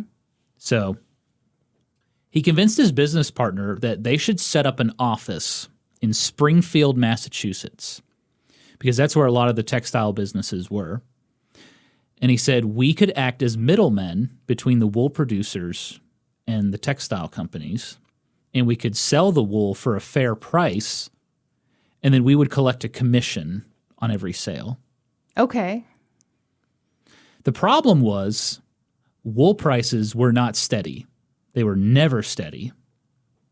And so Brown, who was stubborn as hell, he just never adjusted his prices to the market. So he was able to get other wool producers to work with him. Yes. Okay. And he said, I can get you more money if you work with me. And of course they said sure. And they were like, yeah, absolutely. Okay. And John was just like, yeah, I just collect a little commission from the sale, but you're going to get more money. Yeah. But again, yeah, wool prices were not steady. And so Brown, being the stubborn guy he is, refused to adjust his prices to the market, and his warehouse just filled with wool. Tons and tons of wool. And he just refused to sell it at a low price. Yeah. It's the same as the land speculating thing. Like, he can't cut his losses. Yeah. Okay. Yeah. So this is another tough business venture for John Brown, but he was very excited to be living in Springfield, Massachusetts. He took his whole family there. Springfield was filled with not only abolitionists, but free black people. Mm-hmm. And so John Brown was super excited because he got to attend anti-slavery meetings. He really made a name for himself in the abolitionist community. Well, yeah. This is the guy who wants to rip off Jaws. Yeah. So he's what we would call a real one. Mm-hmm. In November of 1847, John Brown met another abolitionist named Frederick Douglass. Oh, shit. Familiar? Well, yeah, like the most famous. Frederick Douglass was an ex-slave. He was a writer. He was one of the most famous abolitionists and speakers in the country. Probably the most famous black man at that time, right? Probably. Okay. Yeah. John Brown met him and invited him over for dinner. And Frederick Douglass accepted, which blows my mind, honestly. Why? Well, it's just, John Brown, yeah, he was kind of known in the community, but, Frederick Douglass was he nationally was recognized. Huge. He's not a celebrity, but very famous. It would be like, in my head, I pictured me at like Price Chopper, the grocery store, and I see AOC shopping, and I just go up to her and say, hey, I'm a big fan. You want to come over for dinner? And she's like, okay. What would you prepare for AOC? Costco lasagna? Ooh, yeah. Everyone loves that Costco lasagna. The whole interaction gives me like when Lincoln was president vibes. Because it's just like he went up to Frederick Douglass and was like, come over for dinner. Douglass was like, okay. Frederick Douglass was very impressed by John Brown, not only for his militant views on abolitionism, but for the way he lived. He said John Brown's house was extremely humble. Yeah. And the majority of abolitionists in New England they're usually wealthy. And so he was kind of taken aback by how simple and humble John Brown's house was. Yeah. Okay. Well, during this dinner, John Brown revealed to Frederick Douglass his divine plan to end slavery.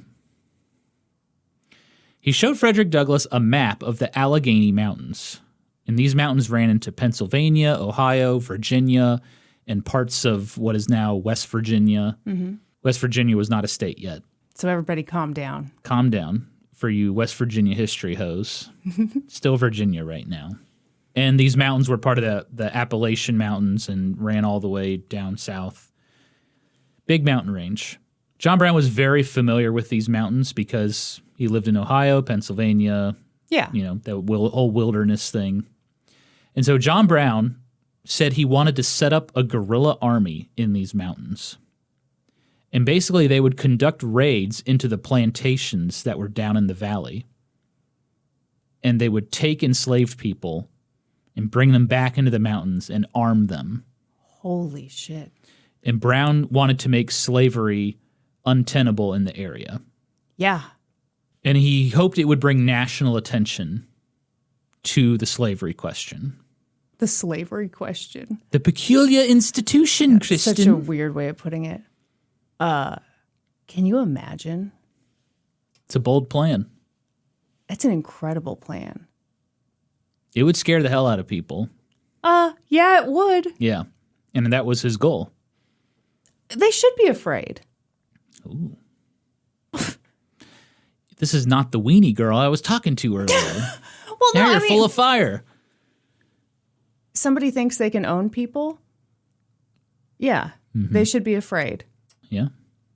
And oh shit, John Brown and Salmon and Trout and whoever else he's got in his guerrilla war gang.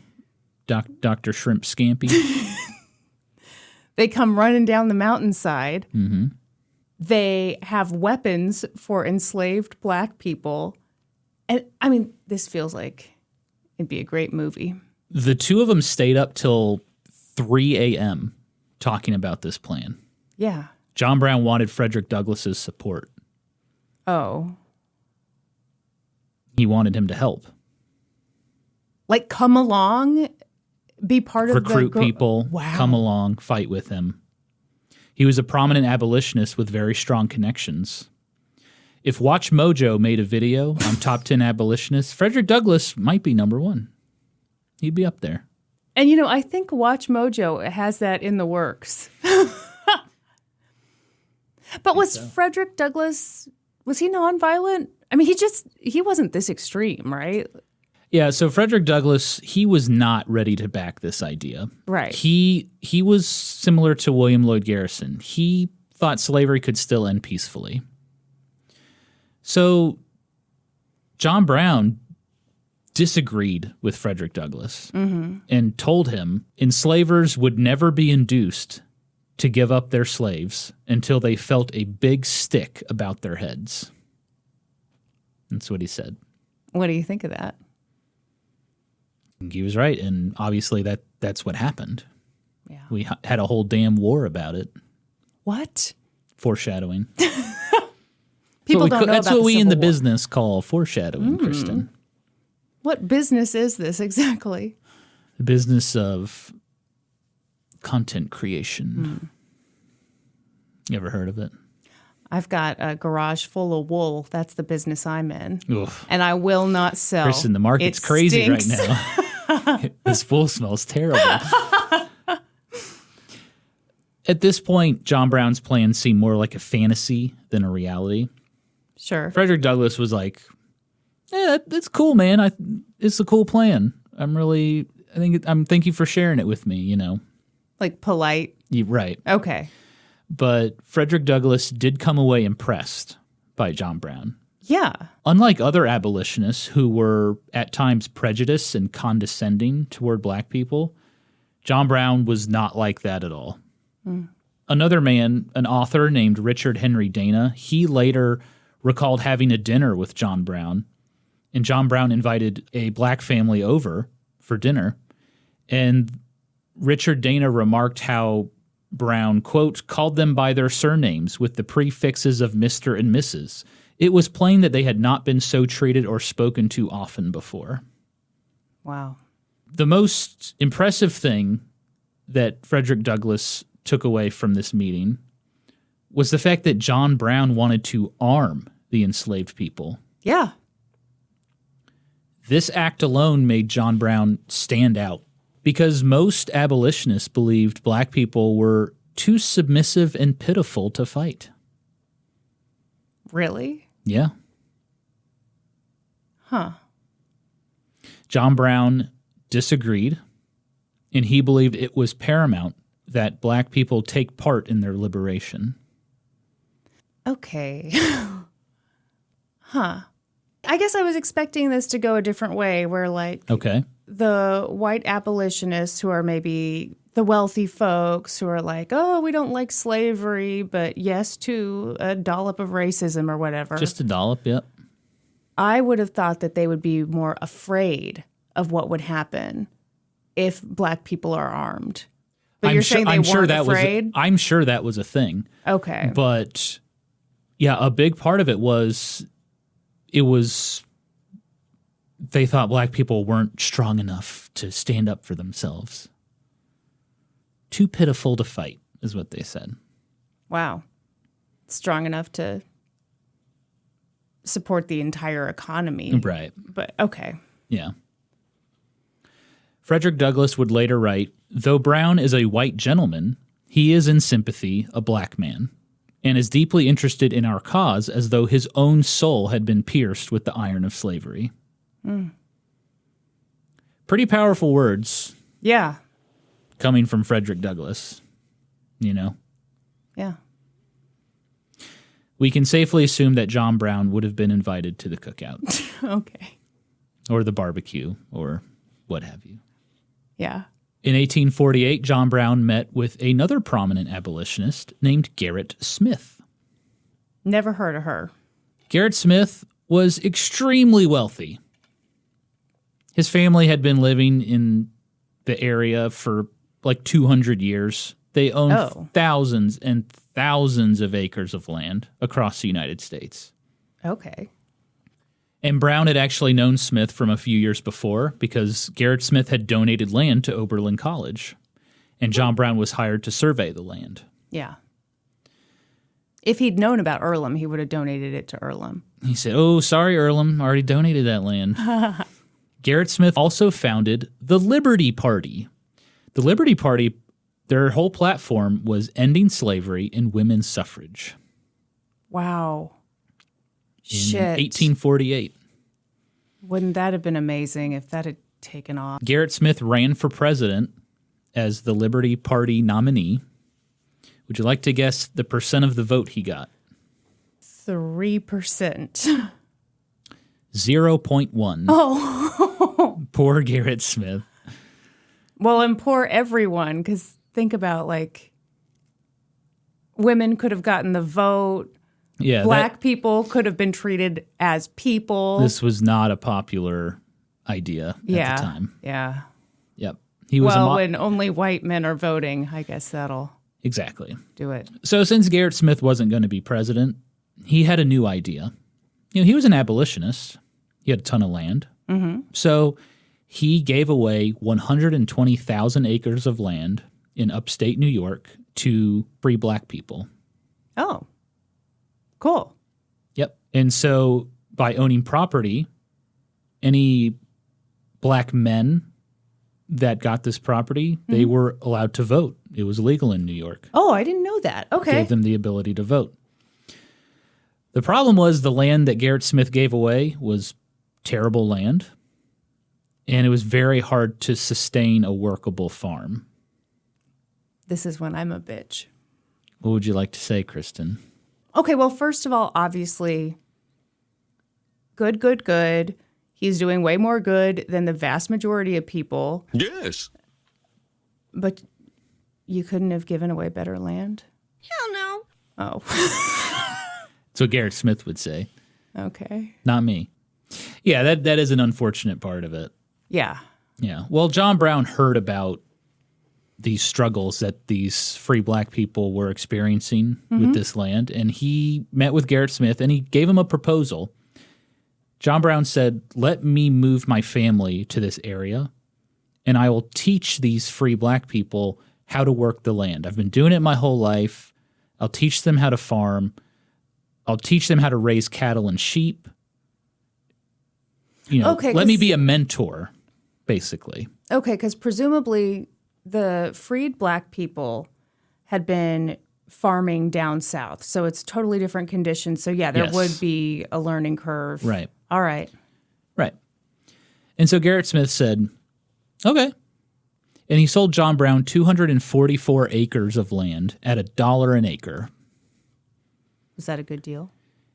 Adjusted for inflation, John Brown got 244 acres for $9,500. All right. That's an excellent deal. The land was in a little town called North Elba near Lake Placid. And fun fact, John Brown's farmhouse is still there today. Oh, It's shit. a National Historic Landmark. Okay. Yep. We should go. I'd love to. So John Brown moved his family to North Elba, but he still had to deal with his warehouse full of wool in Springfield, He Massachusetts. still has that? His warehouse full of stinky, smelly wool. John. And again, Brown, stubborn and confident as ever, refused to sell his wool. And he said, What's he going to do with it? He said, you know what? If no one around here is going to buy it, I'm going to take it to England. And they'll buy my wool because Why would they buy know it? good wool over in England. Okay. Do they know good wool? So he went to England. They've No. got sheep over there. No one wanted his wool. Yeah. So he faced serious debt and bankruptcy again. Meanwhile, Mary Brown, Oh, yeah. I forgot about her. you know, she was on her own with the kids, and she was splitting time between Ohio and North Elba, New York. Their farmhouse was being built. They were renting a cabin in the meantime. Mm-hmm. But she still had family in Ohio, so she was just going back and forth. And she was just always pregnant. Mm-hmm. Yeah. Since they had buried 4 of their children from that dysentery outbreak, Mary had given birth to 3 more children. Sadly, 2 of them died as infants, and she was in a bad state. One person described Mary as an invalid. What does that mean? I think it's like an old-timey term for like a worthless person, basically. Oh, okay. Let me double check. I was going to say that's really I harsh. don't. No one says that anymore. No. A person made weak or disabled by illness or injury. Oh. It's definitely an old-timey term. Yeah, yeah. Well, John Brown Jr., who was now full-ass adult, grown-ass adult, he helped get Mary Brown into a water cure infirmary to deal with her nervous disorder. Depression. Depression. What Kristen, a water cure infirmary. It provided Mary with plunges, douches, trenches, and spray baths. Will douche the depression right out of you? It was like a resort spa. No, it wasn't. It definitely was, Kristen. No, it was not a resort or a spa. This sounds like hell. We dunk you in Their tagline water. is, we cover every hole guaranteed. Norman. What? Like spray down every hole. Mm-hmm. How long was she in this place? It doesn't say, but This is terrible. you wouldn't go to the water cure infirmary? Well, first of all, it doesn't sound like you go there. It sounds like a man in your life sees you being depressed. Admits you. And pushes you in there. And all next thing you know, you got, a douche up your cooter. It seemed to help. What do you mean it seemed Hey, what about these like cold plunges people are doing these days? I think that sounds nuts. I'm not cold nutso. plunging. Yeah. I'm hot tubbing. Hot tubbing. Because that's the life I live. Right. Okay, you said it seemed to help. In what way? Mary Brown returned to her family, and she gave birth again. Oh, my God. To another son, but the son died after 3 weeks. Oh, my God. And then finally, at the age of 38, Mary Brown gave birth a 13th and final time. She had a daughter named Ellen, and Ellen did survive to adulthood. Okay. And it was all thanks to the water cure infirmary, Kristen. You know what I think Mary did? What? I think Mary got dunked and sprayed and splashed. And then she was like, oh, you know what? I feel great. Thank you so much. Do you think this really helped? Do you think the dunk tank was like the carnival game where the doctors just threw baseballs? Yes, it absolutely was. So yeah, no more children for John Brown and Mary. Well, thank God. He got this land in North Elba, New York. This is when the murdering happens. Now let's talk about slavery. We've been talking about slavery. Let's talk about it some more. Let's talk about it even harder. Okay. Specifically, I want to talk about the expansion of slavery. So Southern interests in government, it really depended on slavery expanding. Okay? And this is when things got really messy in the United States. So whenever a new territory was settled in the United States, which usually meant forcing out Native Americans, by the way. Yeah. Manifest Destiny. That's another fun topic. Boy, this is going to be a real laugh of a pod. That'd be a good topic, Manifest Destiny. Yeah, it would. Yeah. Can you work douches into all these serious topics? Absolutely. Okay. We're, douche count 1. Yes. The history hoes demand douches. They make us feel better. Or at least we say that so that you'll stop douching us. Surely we can fit douches in every episode. Well, whenever these new territories would open up, a question would come up. Is this going to be a free state or a slave state? Right. The first time this problem came up was when Missouri wanted to become a state. Our home, the great state of Missouri. In 1819, Missouri wanted to become a state. And Missouri had mostly been settled by Southerners, so it only made sense that Missouri would be a slave state. But Missouri was much farther north than other southern states, and if it became a slave state, it would kind of upset the balance. There's a very delicate balance between free states and slave states. Okay. And so they came up with the Missouri Compromise of 1820, and that admitted Missouri as a slave state. But luckily, they also had Maine. Maine wanted to become a state, and that was admitted as a free state. So it evened out. Okay. It's all good. Is it? They also established the 3630 parallel. That is the southern border of Missouri. And it basically meant if we open up a new territory above this line, it's a free state. If it's below this line, it's a slave state. And Southerners were like, howdy doody, great deal. Well, the Southern white folks. Yes. One man who was not a fan of this compromise was founding father Thomas Jefferson. Oh, he wasn't? Not a fan. He was still alive in 1820. He was 77 years old. Dear God. He believed that putting a border between slave and free would split people further.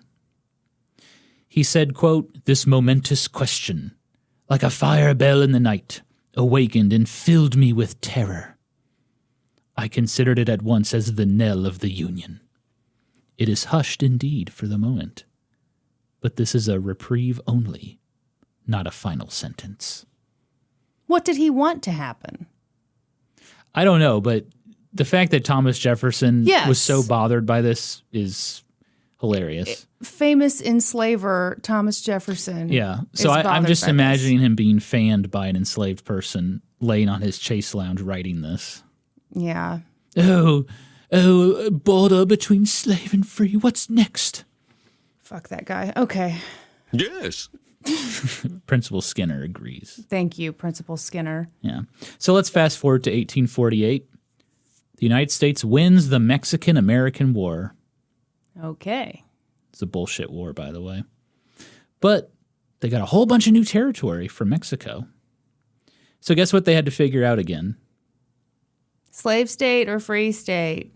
Yep. So once again, another compromise. Congress passed the Compromise of 1850. California was admitted as a free state. They established the Utah and New Mexico territories, and those territories would decide for themselves if slavery would be allowed. Okay. But slavery was not very prominent in either of these territories. Very different climate, very remote territories. Kind of hard to get there. But This compromise also banned slave trading in Washington, D.C. Oh, okay. But for Southerners, the biggest win from this compromise was that they also passed the Fugitive Slave Act of 1850. This new act required federal officials and citizens to help capture runaway enslaved people. Random ass citizens? Yep. So, Kristen, if you saw an enslaved person and they were a runaway, you were required by law to assist in capturing that person. What if I didn't? You could be in trouble. Wow. And if you helped them, you'd be in even more trouble. Yeah, I guess that goes without saying. The Fugitive Slave Act also prohibited enslaved people from testifying on their own behalf or being entitled to a jury in court. So if they went to court, it would be a judge's decision, or do they not get to go to court at all? No, they could go to court, but they were not entitled to a jury. Okay. They didn't have that right. This is the shittiest compromise. Yeah, the Southerners loved it. I'm sure they did. Sure they did. Well, these compromises were just kicking the can down the road, obviously, about the slavery question. The peculiar institution. Yeah, peculiar is such a funny word to use. Well, this new Fugitive Slave Act, it set off a firestorm with abolitionists. They were appalled by this. Well, yeah. The fact that ordinary people were now required to capture runaway enslaved people. Well, and or probably emboldened, because there were some people who were just thrilled to do this. And also, how do you know if someone is a fugitive slave? Well, the biggest problem was these posses would form. Of course. And they would go into the North. And just probably grab random black people. That definitely happened. I mean, you think about 12 Years a Slave. That's what happened to Solomon Northup. Yeah. Yeah. He was captured. Good. He was a free black man. Mm-hmm. The abolitionists were pissed off. It inspired Harriet Beecher Stowe to write Uncle Tom's Cabin, which is probably one of the most famous anti-slavery novels ever written. Probably the most, right? Isn't it sometimes credited with starting the Civil War? Oh, history ho Norman is going to be like, well, actually, but that's what they say, it probably right? contributed because it converted a lot of people Yeah. into being abolitionists, right? Well, John Brown was very upset by the Fugitive Slave Act, Yeah. as you can imagine. Yeah. So while he was in Springfield, trying to deal with the stinky wool in his warehouse, he formed a new militant group. It was called the United States League of Gileadites. Shit. And their whole goal was to fight off slave catchers. I love it. He even wrote founding documents. Okay. And he wrote, "Let the first blow be the signal for all to engage. And when engaged, do not work by halves. Make clean work with your enemies." Oh. Most of the 44 members of the United States League of Gileadites were free black people. Wow. Hell yeah. Okay. And they actually did fight off slave catchers that came to Springfield, Massachusetts. What'd they do? Chased them out of town. Did they make clean work of it? To me, that means you're killing people. They didn't No? actually kill anybody, but Okay. they did fight off slave catchers for sure. All right. Kristen, if you can believe this, in 1854, 4 years after the Compromise of 1850, there's another crisis over slavery. Oh, I thought they'd fixed this issue. Hell no. 2 new territories have opened up in the United States: Kansas and Nebraska. Okay. I love you, Nebraska. You and I. Wow. Lady Gaga is in the studio. Oh, Gaga. I do really like that song, though. Why does she love Nebraska? I never actually read the lyrics. Well, we don't need to know why. We just need to bop along to it. I would like to know why she loves Nebraska. Okay, well, I don't know why. Anyway, continue. Anyway, we're not talking about Lady Gaga. So Nebraska and Kansas are two new territories that have opened up in the United States. And based on the Missouri Compromise, both of these should be free states. Yes. We all remember 36. We're all thinking it. Well, guess who raised the stink about it? Who? Those Southern boys. Mm-hmm. So guess what? They had to come up with another compromise. Why? No, we already decided. It's above the 36 line or whatever that was. 3630 parallel. That's what I said. Mm-hmm. Stephen Douglas, Senator Stephen Douglas, that short little Humpty Dumpty fella who was Abraham Lincoln's rival. Was he a Humpty Dumpty fella? You should see a photo of him. Yeah, he's a little Humpty Dumpty guy. So I just remember the Lincoln Douglas debates. Hang on, let me look up a photo of this fella. Stephen, is he a PH fella? Okay, Stephen Douglas. Yep, the P is silent though, so it's Stehen. Okay, I'm just kidding. I know you. Oh my, little Humpty Dumpty fella. He is a Humpty Dumpty fella. Mm-hmm. He's no John Brown. No, he's not. No. He would never make it into Threatening Boyz magazine. He's not dreamy at all. He'd receive a letter. We're sorry to inform you, you have been rejected by Threatening Boyz magazine. No, we are thrilled to inform you. We are How ecstatic. dare you even apply? We are ecstatic to reject you. Gosh, he had some real downturned eyebrows. Mm-hmm. Okay, should I stop looking at him? Yeah, don't look too long. Oh, he fell off a ledge. He had a great fall. Yeah. You were supposed to give me the but oh well. Thanks. Better late than never, as they say. That's what my lover says. Stephen Douglas came up with the Kansas-Nebraska Act. This act basically said, let's let the people decide if it'll be a free state or a slave state. So people can move to the territory, and then they'll just vote. Popular sovereignty. Does everyone get to vote, Stephen, with a PH? Hell no. Yeah. The bill was signed by Franklin Pierce, one of the worst presidents in U.S. history. I thought you hated Andrew Johnson the most. I can hate multiple presidents. Excuse me. Basically, Stephen Douglas and Franklin Pierce had created a proxy war between Northerners and Southerners in these new territories. Did they realize they were doing that? These dum-dums? Surely. Okay. These are smart guys, right? I don't know. Well, all I know is you hate Franklin Pierce. Do you hate him do, because he's yeah. so smart? I hate him because he was a Southern pro-slavery sympathizer, and he signed this Kansas-Nebraska Act. And I'll tell you a little bit later what else he did. He sucks. Okay. Well, after this act was signed, members of the Whig Party were upset because they said this is going to cause a lot of problems. This is going to cause violence. Right. And a bunch of members of the Whig Party, they split off and they formed a new political party. The Lace Fronts. No. Sorry. The Republican Party. Oh. The Republican Party's whole platform, when it was formed, they were hell-bent on preventing the further expansion of slavery.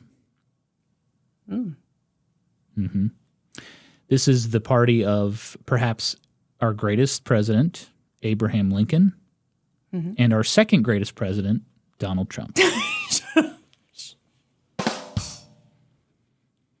Basically, the same.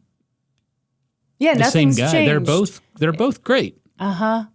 Did you ever hear about that? There's some like alt-right crazy dude, Dinesh D'Souza or something. Okay. He basically made a documentary that was like, Donald Trump is just like Abraham Lincoln, and here's why. In what fucking way? In what way? I haven't watched the documentary, so I'll watch it and then I'll let you know what his argument is. This is like the comparisons to Jesus. If you like Donald Trump, okay, fine, like Donald Trump, but let's not pretend he is comparable in any way to Abraham Lincoln. Both tall. Abraham Lincoln was taller than Donald Trump, and I bet that would piss off Donald Trump. Yes. But James Madison was only 5'4". Ooh, nice little reference. That was a potential pick for the podcast name. It was what I wanted most. And it just, it was when we polled the people. It was a passing joke in the hot tub, by the way. And we polled the people. No one wanted that. No one enjoyed that passing joke. It was funny, though. I guess you had to be in our hot tub. Guess you had to be in the hot tub, you hoes. Okay. The Kansas-Nebraska Act is a thing. And so now ordinary citizens will decide the fate of slavery in the new territories. So guess what? A bunch of people moved to Kansas. Yeah. Mm-hmm. Rich Southerners paid poor farmers from the South to go to Kansas. Wow. And most of these poor farmers were not enslavers. Well, yeah, they couldn't afford to be. Yeah. Uh-huh. But they were still pro-slavery. Why was that? Hey, I'm just down on my luck right now. Soon I'm going to be able to buy a person. Yeah. Yeah. And racism. Yeah, no, that drives me. Yeah, black people are not worthy of being citizens. Mm. Yeah. You see that still today, that mentality of, I'm not going to side with the people I actually have the most in common with. I'm going to side with people who I aspire to be, or I aspire to be in their position with their money. Right. So these white farmers, these poor white farmers, probably had way more in common with black people. Yes. But they're convincing themselves that no. With enough hard work and enough yanking on my bootstraps, yanking and cranking, trips to the douche factory or whatever to get the Water Cure Infirmary. That's it's a right. resort and spa, Kristen. With enough trips there, I will one day be a wealthy douche lord. They bring you limonadas. They at do the Water not. Cure Infirmary. They do not. They waterboard you at the Water Cure Infirmary until you're like, then you you know have what? I think I'm cured. And then you have a nice gazpacho soup. Celery, water chestnuts, cucumbers, all water foods. Disgusting. Anyway, let's get back to Kansas. Please, let's. Poor farmers from the South moved to Kansas.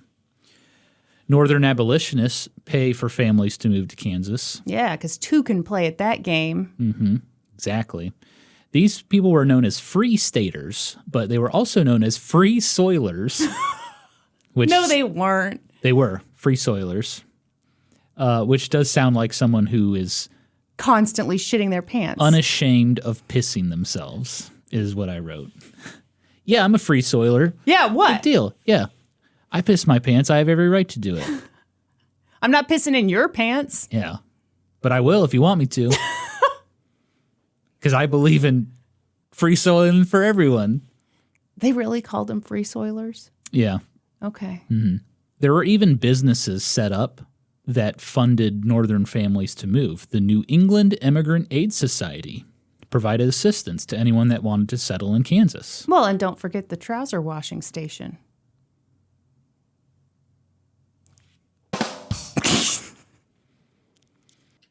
The New England Immigrant Aid Society Wow. also shipped containers full of Bibles.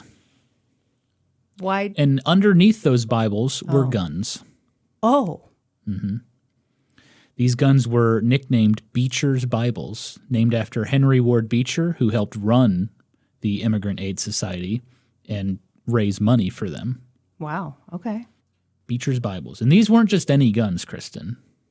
Oh, no. These weren't like Nerf or nothing or Super Soakers. Thank you. That's what I was picturing. A bunch of old-timey Bibles covering up the Super Soakers. Yeah, they weren't just any guns. They were Sharps carbines.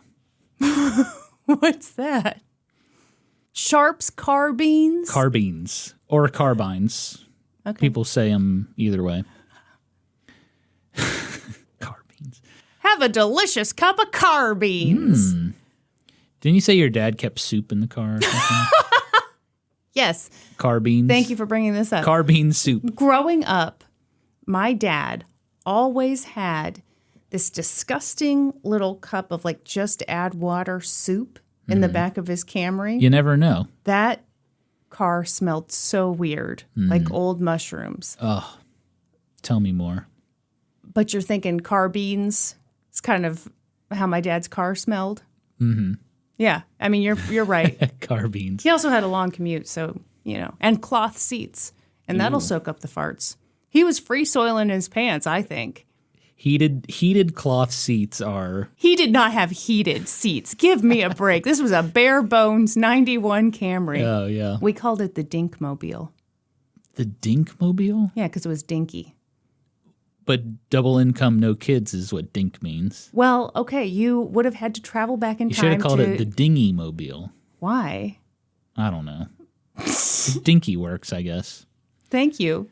The Little Weenie Mobile. Ew, I'm not. That's enough. We're talking about my dad. Let's move on. All right. It was full of carbines. Sharps carbines. Kristen, this is the latest in gun technology. Oh, great. I know you've seen old-timey war movies where they have their muskets and they put the little balls, the bullet balls They down call in them there. bullets, right? The little bullets. Yeah. Musket balls is what they called them, too. I thought they called them bullet you balls. stuff them down in the barrel, you put the gunpowder in, you Yeah. take that rod and you... Yeah. And you say, hold on right there, fellow. I'm going to kill you in 12 minutes. I'm doing this motion. I'm stuffing the gun. Okay. I'm about to bust. Great. Well, with Sharps carbines, the bullets were loaded into the rear of the gun, which is how modern rifles work today. So this was very new technology. Okay. The Sharps carbines were very accurate. They were very light, and you could reload much quicker than a musket. Well, sure. And it's where we get the term sharpshooter. Oh, okay. Sharps carbines. I have actually heard that before. There you go. It's also where we get the term carbines. Very which is good. when you keep a jar of beans in your car. I feel so insulted by that. I'm glad I have control of the soundboard. Yeah. Mm-hmm. Well, people know you have control because they know I would not have had Hank Hill interrupt us quite this much. Hell no. Thanks, Todd. Kristen, it's important to mention that free staters in Kansas, or free soilers, not all of them were abolitionists. They had to be. They were free staters. They did want Kansas to be a free state. That is true. Okay. But they still did not like black people. Oh, okay. A lot of people who came to Kansas were against slavery because it took our gerbs. Oh. Slavery took my job. It was bringing the working white man down. Okay, so we hate enslaved people. We don't hate enslavers. That's how that works? Of course, that's how it works. Great. Well, they hated enslavers, too. Okay. Yeah. Plenty of hate to But, go around. as long as they were free staters, abolitionists weren't going to... Right. They don't care. Right. They just care They about... want Kansas to be a free state. Okay. All And right. if some dumb hick white guy is like, it took my job, then okay. Sure, whatever. Sure, you're on our side, whatever. And so towns started forming in Kansas. You have pro-slavery towns. Leavenworth. That checks out. It does. It's home to the As someone penitentiary. who's been to Leavenworth. Some towns just have bad vibes. Leavenworth has bad vibes. Yes.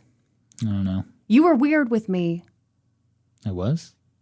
Everyone, Norm and I, sometimes for a little date afternoon, and any history hoe will know the joy of this. Sometimes we go to a small town, we go to a small weird museum, whatever. Yeah. We go see a little historic place. And every now and then we go through a town, and I'm like, this place has a bad vibe. And of course, I get to Googling, and I always find some horrible story, which That is a fun read game. with pride, That is a fun game. until eventually Norm says, please stop. I remember we were driving to Where were we driving? Bunker Hill. Yeah. And we drove through so many tiny Missouri towns, and every single town you looked up, Yes. it was like It was something terrible. something had terrible. happened. Like somebody was lynched Yeah. in like every single town we drove through. Well, I kept getting bad vibes. And so I kept Googling until finally got you were those like, little- I can't hear about this anymore. Little weenie girl vibes. Weenie girl. Yeah, we talked about this. How you're the weenie girl. Don't make that. But yeah, you were getting bad vibes. Okay, so pro-slavery towns, Leavenworth. Easton, I don't know. Atchison, Oh, no. Amelia Earhart's home of hometown. Amelia Earhart. Yeah. Okay. Some Free State towns, Topeka, Okay. Pottawatomie, Lawrence, Yeah. home of Kansas University, or the University of Kansas, Yeah. I guess. Yeah. Lawrence, we lived there for a short time. For my one glorious semester For of Kristen's law school. incredible semester in law school. I did it so well, I didn't need to do the other semesters. That's how my family reacted when I told them I was dropping out. That's right. Silence. Yeah. I love Lawrence. It's a great town. Yeah. Great place to go to law school for a couple months. You go for one semester and you're like, I got it. Yeah. I know everything. I've got all the depression I need, thank you. If only you douched me. I should have taken you to the Lawrence Water Cure Infirmary Resort and Spa. Yes, and then I would be a full-blown lawyer today. That's right. Yeah, when you wanted to drop out, I was like, Kristen just has a nervous disorder. So Yeah. No, it's not. What they call it? You were what? Well, they had certain terms for old-timey women.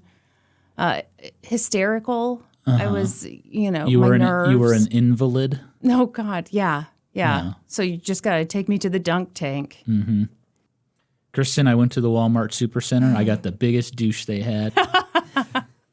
This will cure you. This guy named Gary. Yeah. Thank you. So there was a fever across the nation to move to Kansas. The only cure was moving to Kansas. Okay. Yes. Well, the Brown family was very interested in Kansas. Okay. 5 of John Brown's sons, John Jr., Jason, Owen, Frederick, and Salmon, they wanted to move to Kansas.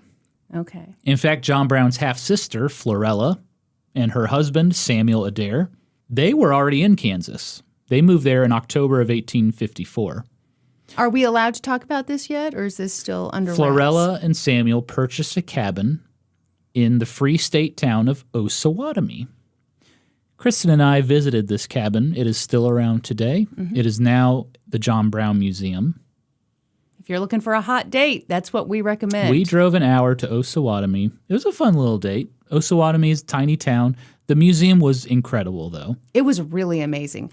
You walk up, and it's in this park, which is actually a former battlefield. And you get to read so many plaques. Norm was just hard as a rock reading all these plaques. I was plaqued out of my mind. Okay, so, but yeah, there's this. I'm about to bust. Wait, did you already say the structure that's built around the cabin? No. Okay, you tell. There is a stone structure that was built in the 1920s, and they built it around the cabin to protect it. So you walk into this stone building, and right away there's just a cabin. So then you go into the cabin. Yeah, as they well. didn't waste a lot of space. Yeah, it's very tight in there, but the cabin is incredible. They have a lot of the original furniture, the knickknacks. They even let you go into the attic. Yeah, you get to walk up the stairs. It is wild. It is crazy. And It was $2. it was get it in. was a suggested donation of $2. It was incredible. Very cool museum. Yep. And Pottawatomie is very proud of the John Brown connection. They should be. Yeah. Well, unless they feel weird about all the murdering that's about to happen. Not sure what you're talking about. In the spring of 1855, the 5 Brown sons go to Kansas to join Florella and Samuel. And John Brown was very proud of his boys. He claimed they were off to Kansas to, quote, help defeat Satan and his legions. All right. But surprisingly, John Brown would not be joining his children in Kansas. John Brown had finally wrapped up his wool business in Springfield, his stinky wool. What did he do? He finally was just like, okay. He said, I'm out. Okay. I'm not sure how he wrapped it up, but he was out of the wool business now. Okay. His farmhouse was finally done in North Elba, New York. Nice new farmhouse. And also, John Brown was old at this point. How old was He he? was 55. Yeah. which is pretty old back Adjusted then. for inflation. Adjusted for inflation, he was 150 years old. Wow, incredible. He was finally at a point in his life where he could slow down, he could work a farm, and he could just continue the abolitionist cause by helping the free black people that lived in North Elba and mentoring them on working a farm and continuing to help people on the Underground Railroad and spending time with Mary and the kids.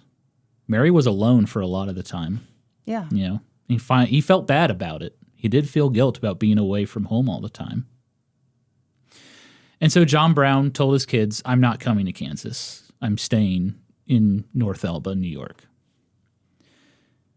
John Jr. and his brothers arrived in Kansas in the spring of 1855, and they set up camp along Middle Creek, which is about 15 miles west of Pottawatomie. And they named their new settlement Brown Station. Okay. Brown Station is no longer around. I think I was able to find it on Google Maps where it was. Okay. So I found where Middle Creek was, and it runs along John Brown Road. Okay. And then off of John Brown Road is John Brown Drive. It kind of follows the creek. Yeah. And I did a street view, and there's like an abandoned shack right there. I don't think it was from the John Brown era. I think it was from like the 1900s, but Okay. I think that's a pretty good guess of where it was. Yeah, probably. Yeah. It looked pretty grim. You have the creek. You have a big open field. You have some woods. There's just nothing around. Right. Yeah. Good place to hide a body if you're interested. Thank you. I am interested. Hell no. Oof. This is why we're doing a history podcast. As opposed to what? True crime. Well, I mean, Although this story is going to get pretty bloody here I was soon. going to say. But it's all in the past. It's fine. Oh, It's just okay. history. Doesn't even count. So that area where John Brown's kids settled, it was somewhat of a contentious place. So they were 15 miles west of Pottawatomie, but about 12 miles southeast of them was a pro-slavery settlement called Pottawatomie. Okay. And notably, there was a combination store and tavern there called Dutch Henry's Crossing. It was run by two German immigrant brothers, William and Henry Sherman, and they had been there since the 1840s. They basically came to the area, they squatted on the creek crossing, and that creek crossing was part of the California and Oregon Trail.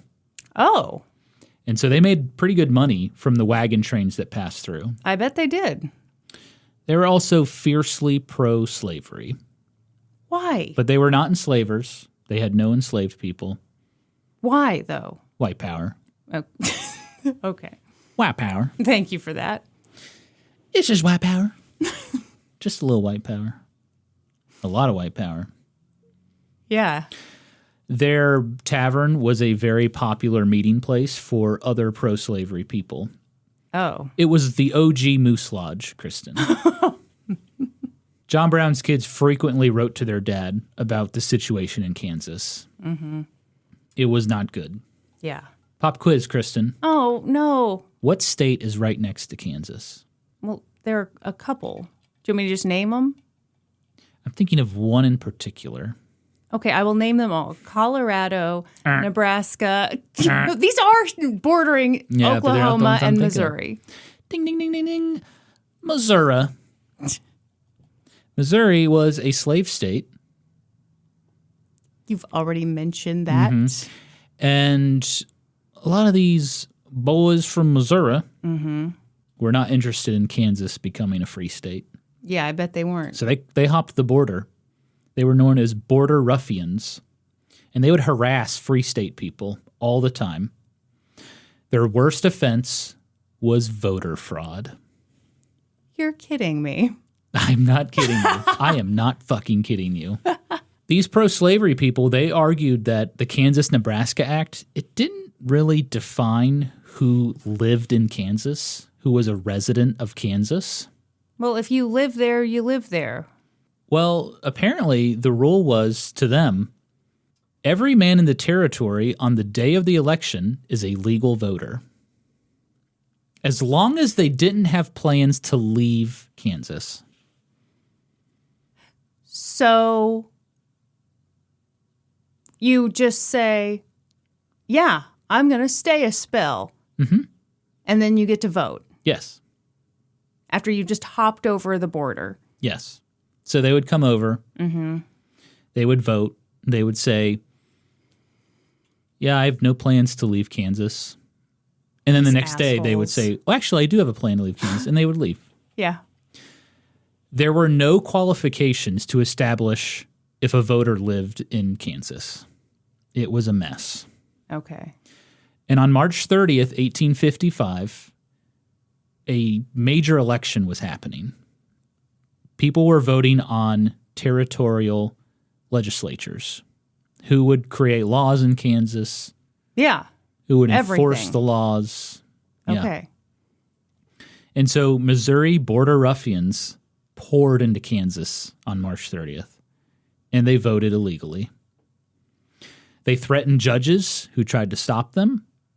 They intimidated voters, and they voted multiple times. There were stories of people voting in one polling place, go across town, vote in that polling place, and then go back to where they originally went and vote again. And there was nothing that could be done? They couldn't be like, hey, we just saw you 20 minutes ago? No, it threatened people. Oh. In Leavenworth, which was a pro-slavery town, there were 5 times as many votes as there were people that lived in Leavenworth. Wow. Yeah. In total, pro-slavery delegates won the majority of the elections with 5,427 votes. Mm-hmm. Later that year, the government did a census in Kansas to kind of figure out how many people actually lived there and could vote. Yeah. 2,905. So twice as many votes as there were people. Yeah. This is actual voter fraud. Sorry, what's that? This is actual real voter fraud. Yes. When I was in grad school, I took a class on the border war between Kansas and Missouri, and obviously we learned about this. Yeah, yeah. And it was during the first Biden-Trump election. And, of course, conservatives were in an uproar about voter fraud, even though there was no evidence of voter fraud. And I would just laugh because I'm learning about actual voter fraud. Yeah. Actual voter fraud that actually changed an election. Yeah. For a while, too. Well, of course, yeah. That's and not led something to a lot of easily violence. Fixed. Yeah. They didn't keep records, right, of who came over and did this? I don't know. I don't know. I wonder, my family's been in Missouri and Kansas for generations. You think the Pitts fam went over to Kansas and voted illegally? Very possible. It's possible. If they lived near the border, which they did. They did live near the border. Absolutely a possibility they went into Kansas and voted illegally. Good grief.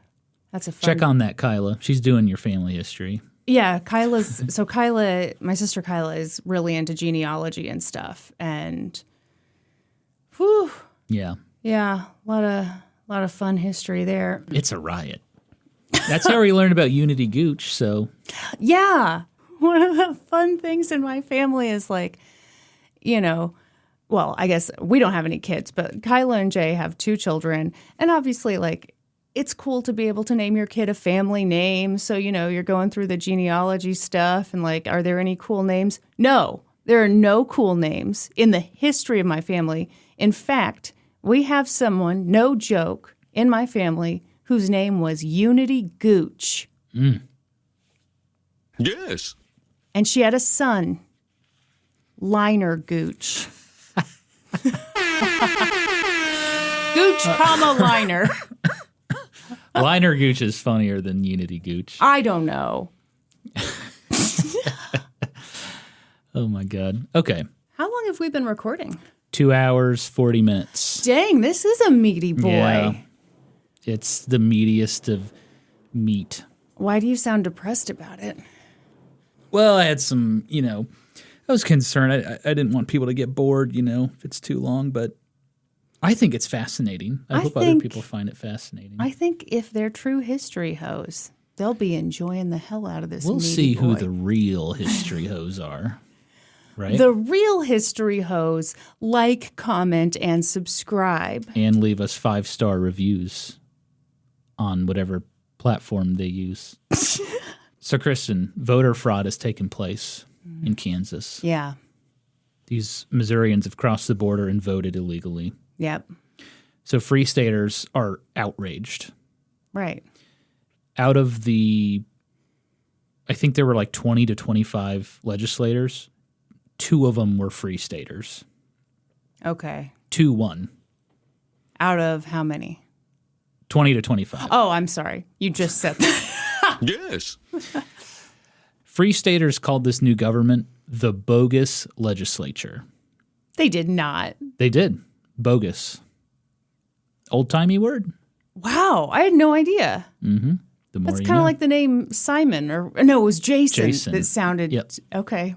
Bogus. Totally rad. All right. So Free Staters said, fuck this. We're going to make our own government. So they did. They formed their own legislature in Topeka, Kansas. This is an absolute mess. You have 2 different legislatures. One of which is bogus. And later Congress would have to investigate everything. Yeah. And of course they did find rampant voter fraud and they had to hold new elections. And it was a whole and they were like, this freaking Humpty thing. Dumpty guy and Franklin Pierce should fuck off. Whose idea was this? So, but right now we've got 2 competing legislatures. Okay. The newly formed pro-slavery legislature also formed a new political party, Kristen. They were called the Law and Order Party. That's rich. The Law and Order Party. Mm-hmm. And they wasted no time enacting ridiculous laws. So first they ejected those 2 free state representatives. They just kicked them out. Uh-huh. They declared that only pro-slavery men could hold office and serve on juries. Oh, wow. Mm-hmm. Stack the deck a bit, huh? They made it a crime to speak out against slavery. 5 years hard labor. Oh, shit.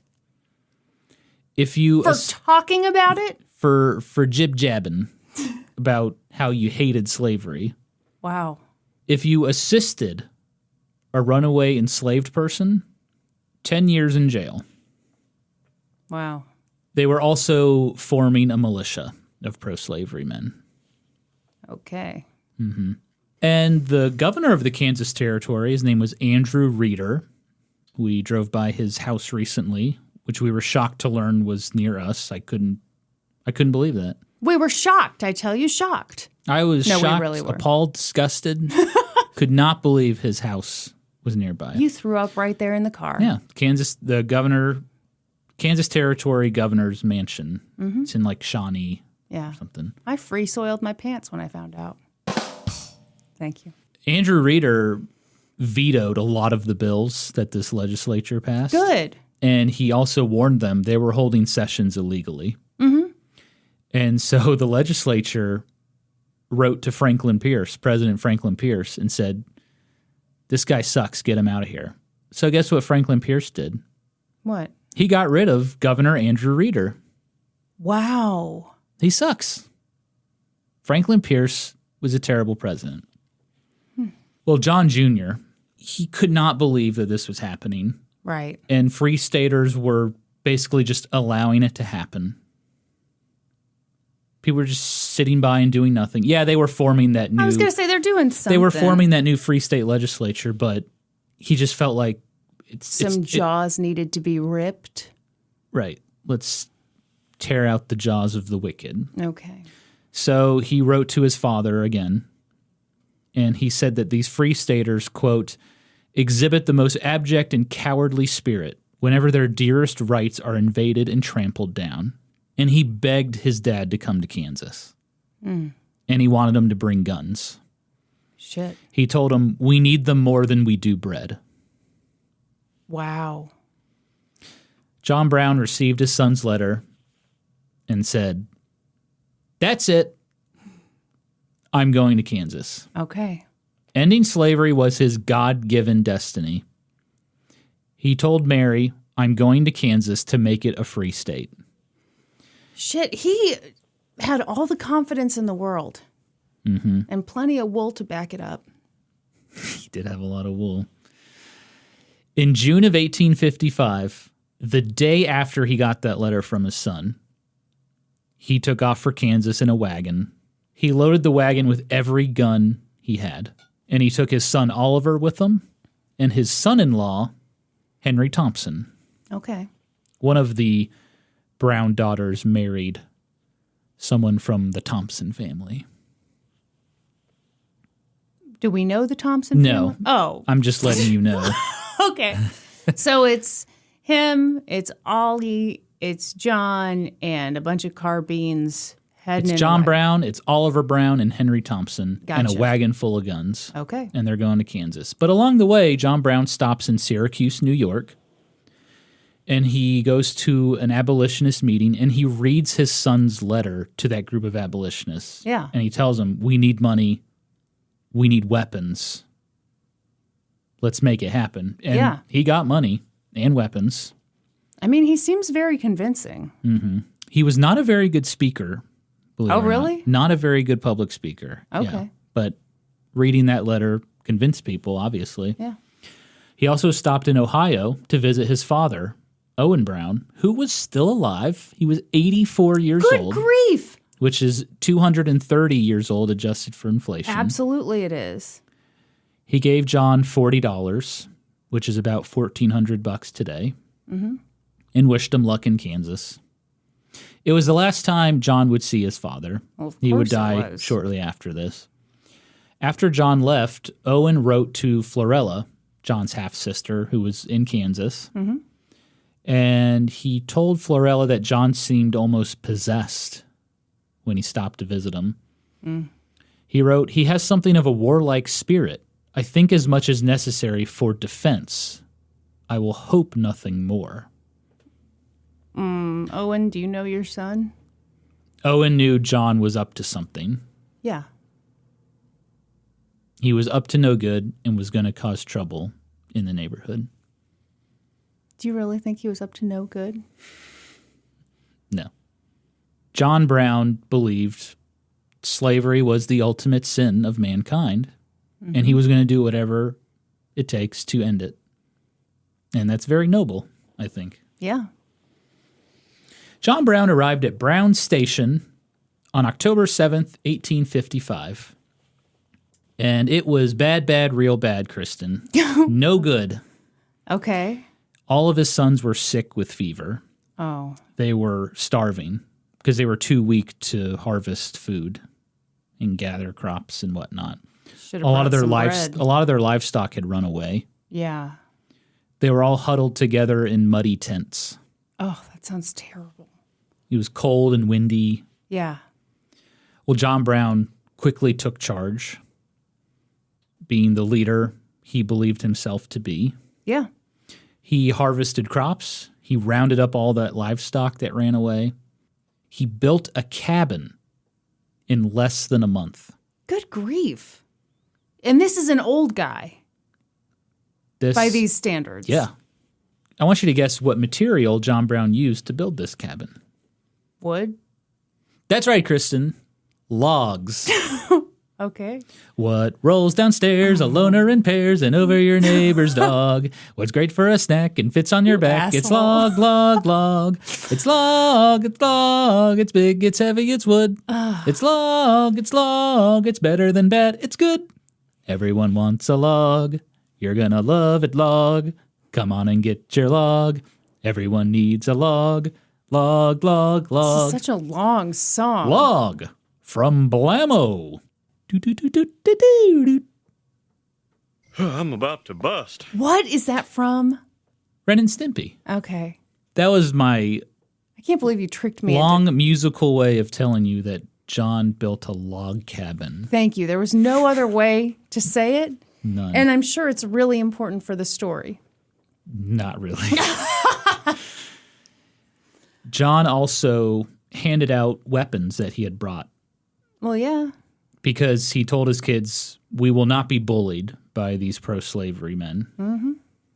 That December, John Brown learned about a murder.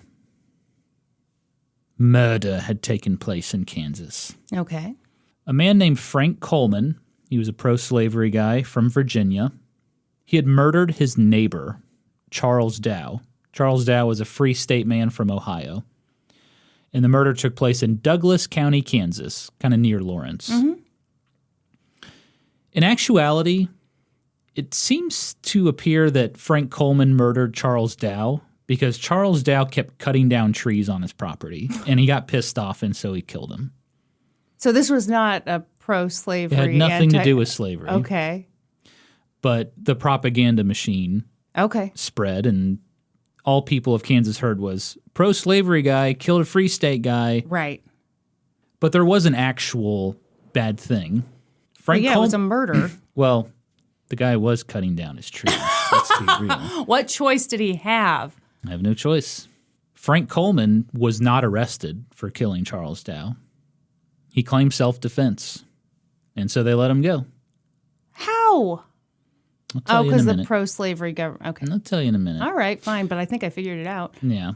Well, the sheriff of Douglas County was a pro-slavery guy, Yeah. and he had been named sheriff by that bogus legislature. Sure. Douglas County was primarily a free state area. Yeah. So you got a bunch of free staters, and then the sheriff is a pro-slavery guy. Cool. Yeah. Well, Charles Dow's friend organized a protest about this whole thing in Lawrence. Well, the sheriff arrested the friend for disturbing the peace. What an asshole. So a group of free staters from Lawrence said, oh, hell no. And they formed a good old-fashioned posse. They armed up and they rescued the man from the sheriff. Wow. And that pissed the sheriff off. After they left, he was fucking furious that these free staters had bullied him. Well, too damn bad. I'm going to do something about this. That's what he sounded like. Oh. We actually have audio recordings of this. It's amazing. Yeah, so he went to the new Kansas Territory governor. His name was Wilson Shannon, appointed by Franklin Pierce. Yeah. Super pro-slavery guy. Mm-hmm. And Shannon said, don't worry, I'm going to call up the militia, and we're gonna get these guys from Lawrence who took your lunch money. Uh-huh. And he also asked these Missouri Border Ruffians to come over too. Good grief. Because they had a little militia too. I'm sure they did. Yeah, and these Border Ruffians, rough dudes, love to drink whiskey. I've heard bad things about whiskey. Dangerous powers. It took me 2 sips before I decided it was bad. So these guys, they went to Lawrence looking for a fight. And John Brown heard about what was about to go down. And so he gathered up his weapons. He took his sons, and they headed to Lawrence. Lawrence was about 40 to 50 miles away from Brown Station. And along the way, they approached a bridge that led into Douglas County, and it was guarded by armed Missourians. And Brown did not back down, opened up his coat, and showed off his weapons. And he was fucking stacked with weapons. I bet he was. Kristen, he had a short sword, Okay. a revolver, All right. a rifle, Okay. and a big old Bowie knife. Bowie knife? A Bowie knife. Okay. I don't know a lot about weapons. Or but Bowie knife. okay. Either one. Whatever. A Bowie knife is just a big-ass knife. All right. That's the best way I can describe it. Okay. And he and his sons just marched toward the men on their horses. Uh-huh. Letting them know. Like, what the fuck are you going to do about it? Yeah. And the Missourians did nothing. They just let him pass. Yeah. And according to legend, John Brown turned around and screamed, yeah, you ain't going to do shit. Wow. That didn't actually happen. Hilarious. But I would like to nonetheless. think he did do that. You know he said some shit. Yeah. Unfortunately for Brown, a fight never happened in Lawrence. He was itching to fight, I'm sure he was. but it didn't happen Because at the last minute, Governor Shannon drew up a peace treaty. Really? He did. When Shannon got to Lawrence, he saw the Missouri border ruffians, and they were causing all sorts of trouble. Oh. They were drunk on whiskey, harassing innocent people. He got embarrassed that these are my boys. He was embarrassed. Yeah. He was. He called them, quote, a pack of hyenas. And so he agreed to draw up a peace treaty. And that whole event would later be known as the Wakarusa War. Okay. Not much of a war. Yeah. But John Brown, he wanted to fight, but he was also thought it was a moral victory that a pro-slavery governor had drawn up a peace treaty with free staters. And because it basically was like, yeah, we free staters, you know, we have rights and we're gonna defend them. And also, I'm disgusted by my own people's behavior. Right. Yeah, these guys who I asked to come help, they're actually super embarrassing. They had gained some sympathy. Okay. Yeah. Well, that winter in Kansas was very, very harsh, and temperatures dropped down to 0. Pretty cold. I'm very familiar with these winters. Oh, my God. Very harsh winters here in Missouri. Everyone, I plucked this poor boy out of North Carolina, brought him here, and every winter, for how many years have we lived out in the Midwest? Like 12? 12. Kristen was a member of the Kansas Immigrant Aid Society, and she took me to Kansas. And every year around the wintertime, you say to me at least once, why do we live here? Yeah, I don't understand. And fun fact, we do not live in a log cabin. We don't. What I'm trying to say is the winters here are very harsh. Yeah, they are. And I just can't imagine what it was like if you lived in a little shanty on the prairie and you had to deal with that winter. I'm sure it was great. It was an end to the violence, though, because pro-slavery forces and free staters, they kind of dug in for the winter because it was just too damn cold. Yeah. Okay. And during this time, John Brown would go to Westport, Missouri, and he would buy supplies. And at this time, Westport was its own town. Yeah. Now it is a neighborhood of Kansas City. But it was a major trading hub for people that were going off onto the frontier trails. And John Brown would go to Westport, and he would just loudly proclaim in public, hey, I'm a free stater from Kansas. Come fight me. Yeah, but nobody seemed to care. They just thought this guy was kind of nuts and ignored him. And he even wrote to his wife and said, I don't think the people of Westport care that much about the slavery question. He was confused why no one would argue with him. Yeah. Yeah. Okay, well, I know we're going long already, but that's a rich tradition in Westport. So Westport now is like, it's bars and restaurants and stuff. And every Friday and Saturday night, there is this dude who stands on a busy corner while people are all, running around, getting drunk, doing whatever. And he talks about, oh, God hates gay people, blah, blah, blah, blah. And, sometimes he gets punched in the face, but most of the time people just ignore him. So it sounds like this is a rich tradition in Westport. I think so. Someone yelling on a street corner while people ignore them. We can thank John Brown. Thank you.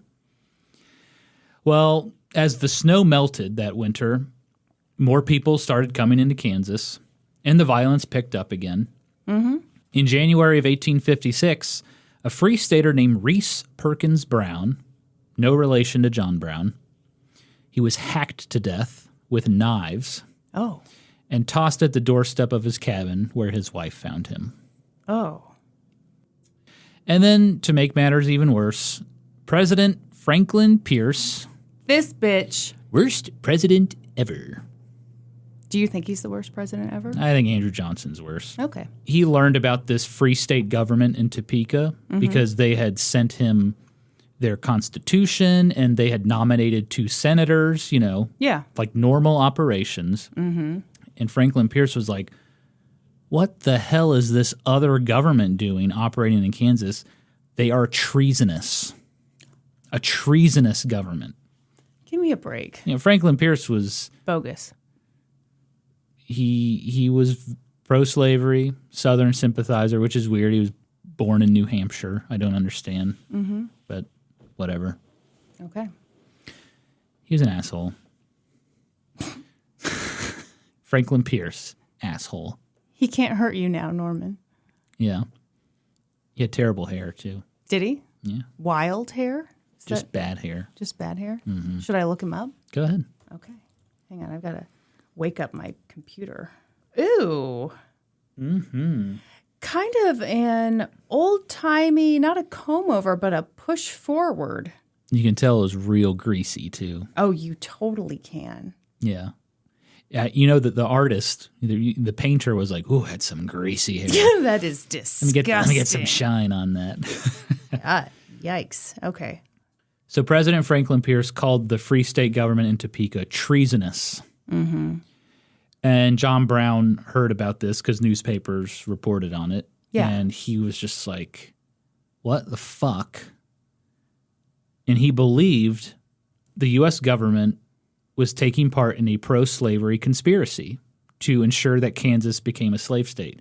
And what's crazy is John Brown was right.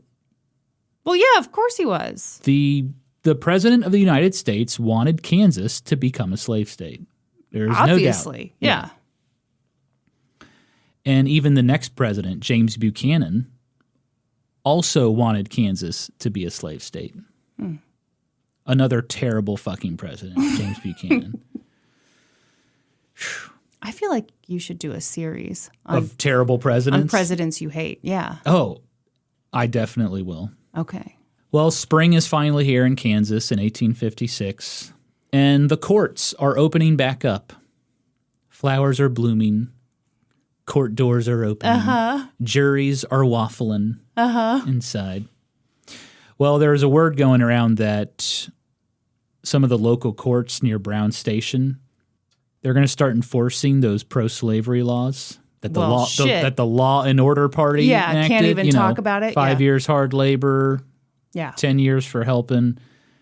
And so there were rumors that John Brown and his kids would be arrested. Yeah. For Free State activity. In April of 1856, a territorial judge held court in the tavern at Dutch Henry's Crossing in Pottawatomie. Quite a bar, No kidding. I gotta say. He summoned a grand jury, all pro-slavery men. Sure. And in an act of defiance, John Brown Jr. went to court, and he brought with him his newly formed militia, the Pottawatomie Rifles. Oh, my God. They were also a minor league baseball team. How many people did he bring? 30 to 40 people were in the Pottawatomie Rifles. Okay. Not sure how many came with him to the court, but he brought a bunch of men. All right. John Brown was also there. John Brown officially never joined the Pottawatomie Rifles, but he traveled with them. He fought with them. He was basically a member of the militia. No, it sounds like he definitely was. Yeah. All right. That's just my historian stickler coming out saying, well, actually, he was actually never a member of that militia. Okay, whatever. But whatever, yeah. He was like the manager of the Pottawatomie Rifle baseball team. Uh-huh. He's like, I don't play for the Pottawatomie Rifles. I just manage them. But he definitely played. I'm the assistant to the traveling secretary. Okay, anyway, for the continue. Pottawatomie Rifles. Continue. So they showed up to court, and they dared that judge to do something. Oh, fuck. I said, what the are you going to fucking arrest us? I dare you to arrest us. Uh-huh. And they pledged they would resist any enforcement of those bogus laws with force. Hell yes. The judge adjourned the court the next day. He free-soiled his pants, didn't he? Free-soiled, did not arrest any of the Browns. Sorry for the audio on that one, folks. I was drinking. Ooh, delicious. I'm about to bust. Okay. What's the bust count at? Too high. The bust 15? count is too damn high. Bust count is, you've been busting too damn much. Kristen, Yes, Norman. the tensions in Kansas had reached a boiling point in May of 1856. Yep. Another pro-slavery judge decided this free state government in Topeka was bullshit. Okay. And he decided to indict members of that legislature in an effort to disband the government.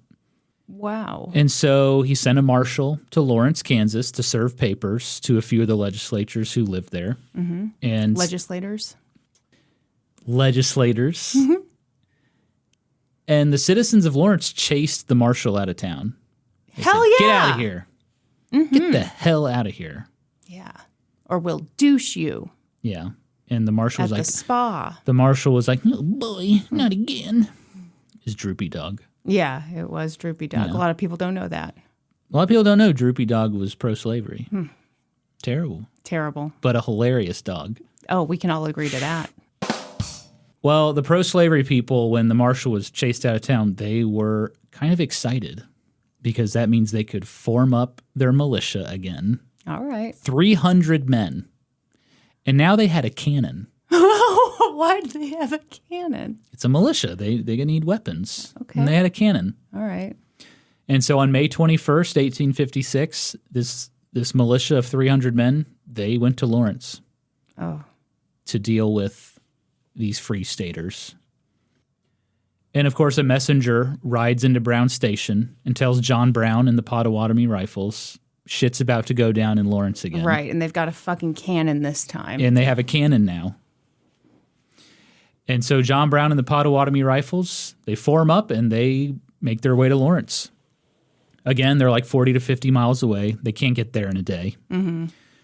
On May 22nd, they're continuing their journey to Lawrence, and then a group of riders pass them by, and they tell them, the shit in Lawrence is over. You should probably just go home. The federal troops are there now. Kind of, they've taken control of the situation. There's really no point in you going to Lawrence. Yeah.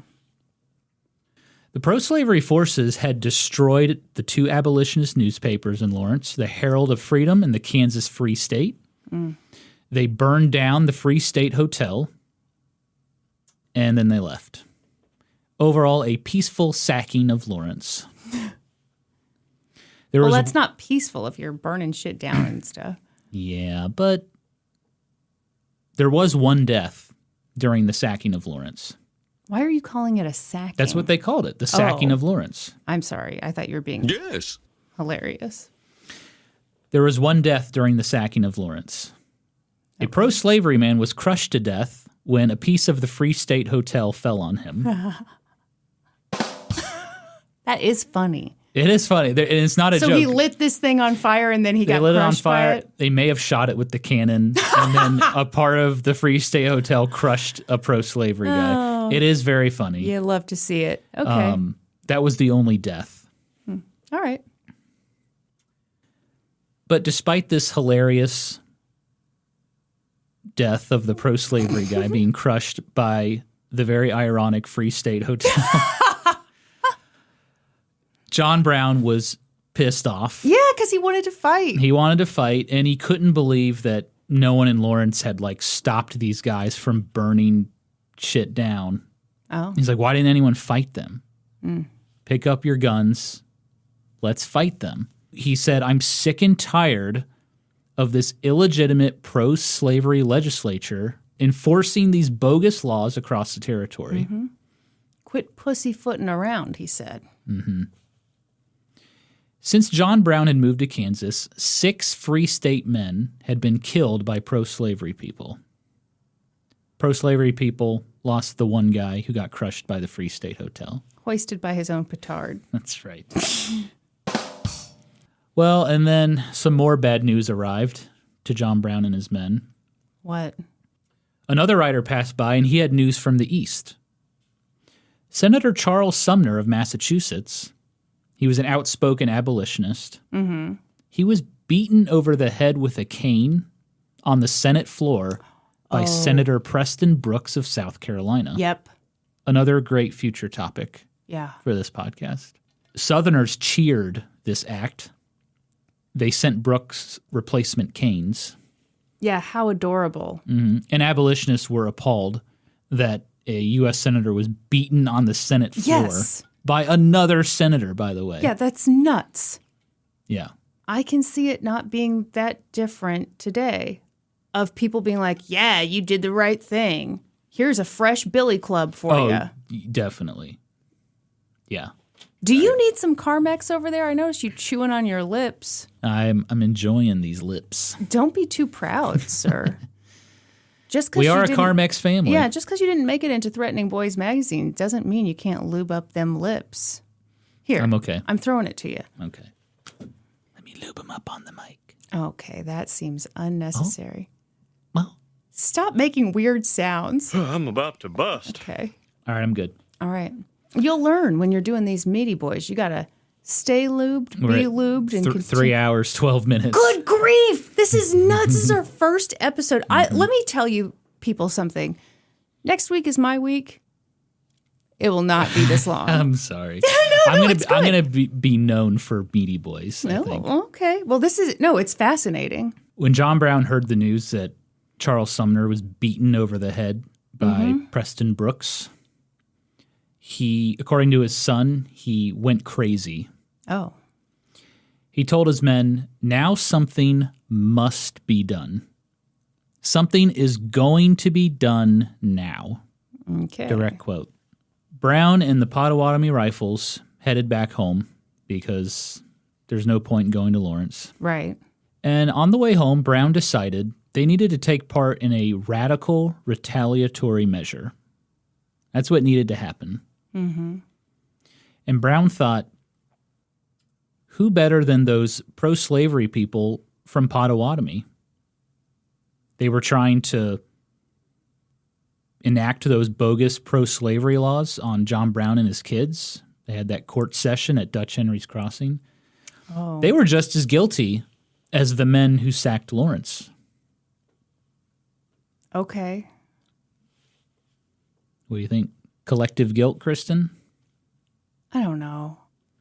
I don't Controversial tactic. The Americans did it in World War II as well with the Germans. What do you mean? Collective guilt? Mm-hmm. For example, they forced German citizens to bury bodies from concentration camps. Sure. But this is murder he's about to do. I have no idea what he's about to do. I'm about Yes, to you get do. to it. You called it a massacre. So these... Okay, go ahead. no, what's your question? None of these men are enslavers. We're about to find out. Okay. On the morning of May 23rd, John Brown spoke with his men. They gathered round, and he said, I'm looking for volunteers to carry out a secret mission. He said, something must be done to show these barbarians that we too have rights. And one member of the group, his name was Theodore Weiner. Teddy Weiner. Teddy Weiner. Okay. Teddy Weiner, he owned a shop near Dutch Henry's Crossing. Mm-hmm. He was Jewish. He was from Austria. And he was harassed by pro-slavery men all the time. Okay. So Teddy Weiner said, I'm down to clown. I feel bad that we've made fun of Teddy Weiner now. Teddy Weiner is a legitimate funny name. Yes. Okay. Very good. Continue on. Another man in the group, his name is James Townsley.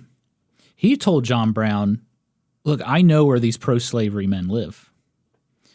They lived in a small settlement along the Pottawatomie Creek and an offshoot of the creek called Mosquito Creek.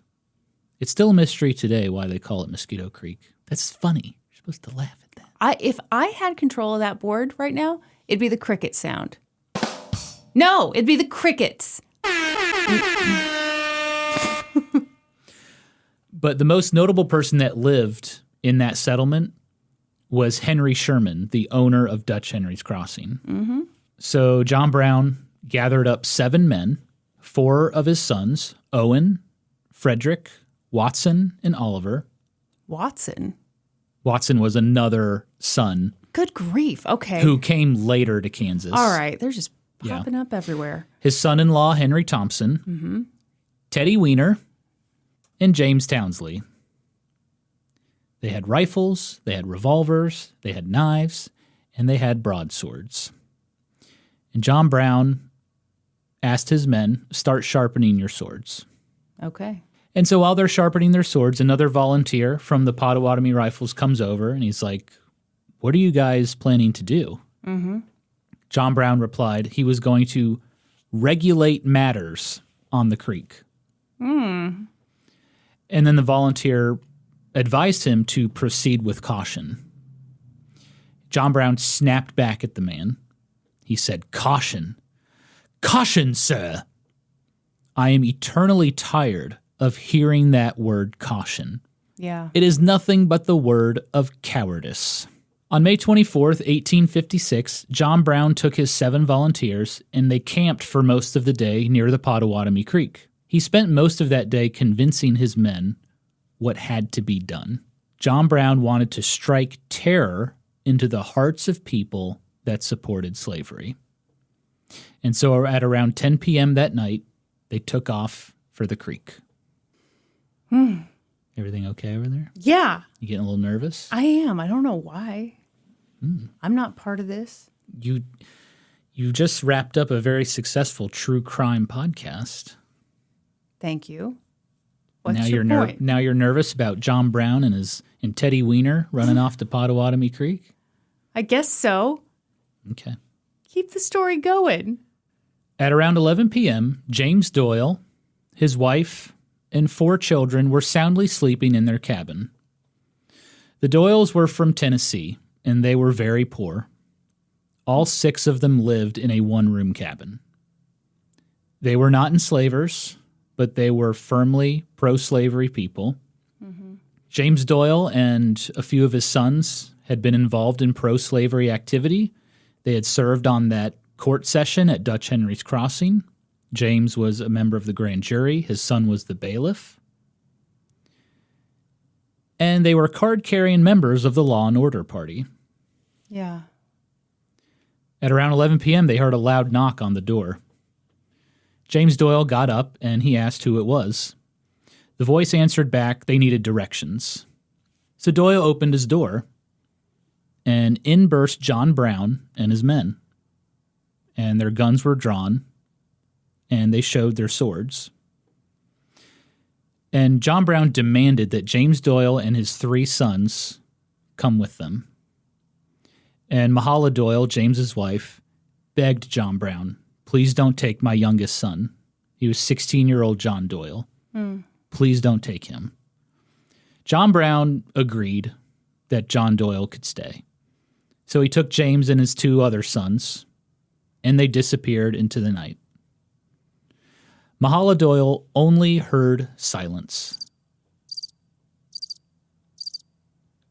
And then several minutes later, a single shot rang out through the night. But Mahala was too scared to go out and see what happened. Yeah. I do appreciate that you loaded that thing with some actual important sounds to the story. Yes. Okay. Around midnight, Alan Wilkinson, his wife Louisa Jane, and their 2 small children were resting in their cabin. The Wilkinsons were like the Doyles. They were very poor. They were not enslavers. But Alan Wilkinson was a member of the pro-slavery legislature. Suddenly, they heard their dog barking like crazy. Louisa Jane was sick with measles. She was bedridden. She heard footsteps approaching their door, and she asked Alan to check on it. So Alan Wilkinson got up and he asked, who's there? And again, a voice answered back that they needed directions. Unlike James Doyle, though, Alan Wilkinson just gave the directions through the door. He wasn't going to open the door. Yeah. And then the voice asked, well, will you come outside and point to where we need to go? Point out in the dark. Mm-hmm. Yeah. Louisa Jane, from her bed, begged her husband, don't open the door. She had a bad feeling. But it didn't matter because John Brown and his men just burst through the door. Yeah. And they grabbed Alan Wilkinson and they took him out into the night.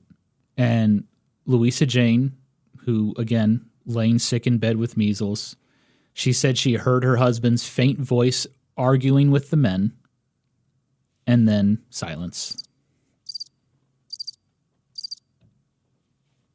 That cricket noise can pull double duty. It can be a serious noise or a fun noise. Very good. A couple hours later, James Harris, his wife, their small child, and 3 visitors were all asleep in a one-room cabin. Again, James Harris, like the Doyles and the Wilkinsons, not an enslaver, but he worked at Dutch Henry's Crossing, and 2 of his visitors were spending the night because they had purchased a cow from him, and they were going to leave the next morning with their newly purchased cow. Really bad timing. The 3rd visitor was William Sherman, Henry Sherman's brother and the co-owner of Dutch Henry's Crossing. This time there was no knock on the cabin. John Brown and his men burst through. John Brown asked James Harris, "Where's Dutch Henry?" But John Brown was out of luck. Dutch Henry was out in the prairie looking for cattle who had gotten away. But John Brown said, "Okay, I'm going to take you guys then." So he took James Harris and the 3 visitors outside. But after a few minutes of interrogating them, James Harris and the 2 men who had bought the cow, they were allowed back in the cabin. William Sherman did not come back. 15 minutes later, James Harris heard a single shot. And then silence. It was now dawn, Sunday morning, May 25th. Mahala Doyle, which was the first cabin that John Brown visited, she sent out her 16-year-old son, John, to see if he could find his father and 2 brothers. And about 200 yards from the cabin, John came upon a gruesome sight. His father, James, and his brother, William, were dead in the road. James had multiple stab wounds and a bullet in his forehead. William's head was cut open. His sides had been slashed. His jaw had been ripped open. Oh, my God. And all of these wounds were sword wounds. So John Brown and his men killed these people with swords. Why his sides? Is that just torture? Well, a big part of it was they were trying to protect themselves. And so, like, a sword's coming down, you turn to recoil, and it slashes your side. Oh, that makes a lot of sense. Okay. Defensive wounds. Yeah. Nearby was John's other brother, Drury. His fingers had been cut off. His arms had been cut off. He had an open wound in his head, and he had a hole in his chest. A hole, like a bullet hole? No, like a hole. Like they stabbed him with the sword and multiple times or cut out a hole. I mean, it was gruesome. Yeah. In fact, that single shot that Mahala heard, John Brown apparently shot James Doyle after he was already dead. He'd been killed with swords and then shot in the head. Maybe I really am a weenie girl. That weenie girl's starting to come out again, huh? Maybe violence ain't so cool after all. That's the lesson we've all learned.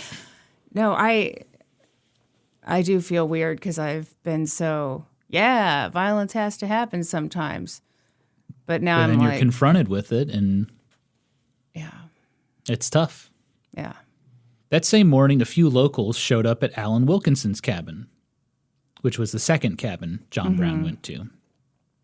His cabin also operated as the local post office, so some people were just coming by to get their mail. Yeah. And they found Louisa Jane sobbing, and she was terrified to leave her cabin. And so the locals looked around, and they found Alan Wilkinson's body. He was dead in some brush about 150 yards away, and his throat had been cut open. Yeah. Then at the final cabin, James Harris that morning went out to see what happened to William Sherman. And he found his body lying in Mosquito Creek. And James Harris said Sherman's skull was split open in 2 places, and some of his brains was washed out by the water. Oh, my God. The killing of 5 people near Pottawatomie Creek sent shockwaves through the area immediately. Yeah. In fact, when John Brown and his 7 men went back to camp to rejoin the Pottawatomie Rifles, they had already heard about what had happened. Yeah. Jason Brown, John's son, he went up to his dad and said, "Did you have anything to do with the killing of those men on the Pottawatomie?" And John Brown replied, "I did not do it, but I approved of it." And Jason said, "Well, I thought it was a wicked act." Wow. And John said, "God is my judge. We were justified under the circumstances." That's about as close to an admission that John Brown would ever make about the Pottawatomie Massacre. Yeah. Brown simply felt he was evening the score. 6 Free Staters had died since he'd been there, so now 5 pro-slavery men were dead. For the rest of his life, John would deny he had any involvement in what would later be known as the Pottawatomie Massacre, but it was pretty obvious he did it. There was overwhelming evidence Of course he did it. Yeah. Witnesses in the cabins described the leader of the group as an old man with a thin face. Mm-hmm. They didn't mention the chiseled chin. This tall, dark, sexy man burst into my cabin and killed my husband. That's not funny. But it is a little funny. John Brown said he wanted to shock pro-slavery people. Well, I'm sure he did and it. he did. Yeah. He also hoped it would stop future violence. Well, that's ridiculous. A lot of the people that lived on the Pottawatomie Creek, they left. They Yeah. were scared to death after this. I'm sure. But it did not stop the violence. It made it way worse. You're kidding me. A pro-slavery newspaper in Missouri printed the headline, "Let Slip the Dogs of War." Imagine you open up your newspaper and that's the headline. You'd be like, damn, what happened? Southeastern Kansas was now a battleground of guerrilla warfare. Pro-slavery and Free State forces raided each other, robbed each other, burned houses to the ground, and murdered everywhere across the territory. And federal troops struggled to contain the violence. Yeah. Which is weird because all John Brown wanted to do was just stop the violence. That's all I wanted. Oh my gosh. Who could have predicted this? I didn't think there'd be more violence after I did this. I thought what I did was pretty fucked up. I didn't think anyone would top this. Well, obviously, warrants immediately went out for the arrest of John Brown and his sons, even the ones that maybe weren't there. Maybe weren't there. Maybe. A band of Missourians caught Jason Brown. Was that your That was stomach? my stomach. Ooh. Are you sure it was your stomach? Sounded like maybe a stomach-butt combo deal. Are you getting hungry? Have we been Maybe. podcasting so long that you're hungry? Well, I'm almost done. Don't worry. Okay. Don't worry, everybody. A band of the Missouri militia, they caught Jason Brown, even though he did not take part in this massacre. Okay. They almost killed him right on the spot, but they eventually turned him over to authorities. Next, they found John Jr. He had been hiding in Osawatomie near his Aunt Florella's cabin out in the woods. And when the Missouri militiamen found John Jr., they said he was acting, quote, quite insane. John Jr. was having a mental breakdown. He was suffering from fatigue, anxiety, stress, and he honestly could not believe what his dad had done. Well, and he participated, right? John Jr. did not participate. Okay. I can read you the son. I told you there's a lot of sons. Okay. The sons that participated were Owen, Frederick, Watson, and Oliver. Okay. So they found John Jr., they tied him to a tent pole, and they beat him to within an inch of his life with rifle butts. Oh, okay. They turned him over to the authorities as well. A grand jury let Jason go. They determined he had not taken part in the massacre. Okay. But they kept John Jr. because John Jr. was actually a member of the Free State Legislature. He represented the Brown Station district or whatever. And, you know, he had been known to take part in Free State activity, so they kept him for 3 months in jail. Jason immediately went back to Brown Station, hoping to find his dad or his, you know, Anybody. anybody. Yeah. it had been burned to the ground. Sure. Jason now feared for his life, and he went looking for his dad, who was hiding somewhere in the woods with the Pottawatomie rifles. Of which he, of course, was not a member. Not a member. Yeah. I'm the traveling secretary. Most of the Brown family members, including the women and children, they had run to Osawatomie and were staying with Florella, Brown's half-sister. Florella's husband, Samuel, was shaken up and was pissed because John Brown had put his whole family at risk. Absolutely. Meanwhile, John Brown was indeed hiding in the brush and woods of Kansas, but he said he was not afraid of suffering the consequences for the massacre. Only God could judge him. If he wasn't afraid of suffering the consequences, why was he hiding? He has things to do, Kristen. He is hellbent on the destruction of slavery. Okay, yeah. He can't do this if he's been arrested. That's true. He has a mission. I'm back on his side, I guess, but I really... Oof. News of the massacre had reached the papers back east. They noted a Captain Brown had committed the act. So he was now making a name for himself. Yeah. As Brown moved across Kansas, he learned that a group of the Missouri militia were near the town of Blackjack. And he wasted no time. He was going to attack them, even though he was outnumbered.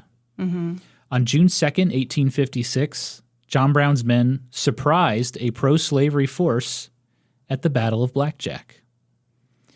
Brown had about 25 men, the Missouri militia about 80. Oh, well, they're fucked.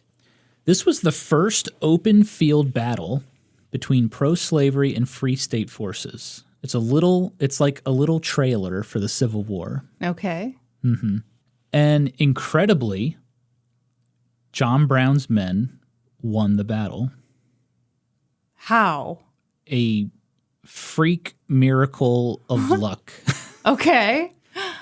So they're exchanging fire in this open field. Right. And then all of a sudden, coming out of the woods is Frederick Brown, John's son, on a horse. Mm-hmm. Comes streaming out of the woods. Yeah. The Missouri commander was scared that it was a cavalry charge. He thought he had been surrounded. Oh. And he immediately surrendered. Oh. But it was just Frederick Brown being kind of an idiot. Right. Running onto the battlefield by himself on a horse. Yeah, being way too bold. Well, it worked. Yeah. John Brown took 26 prisoners. Holy shit. And exchanged them for some free state prisoners. Okay. This battle brought John Brown a ton of notoriety. Well, yeah, now he's a legend. He became a legend. A reporter spent time with John Brown after the battle and described him as a volcano beneath a covering of snow.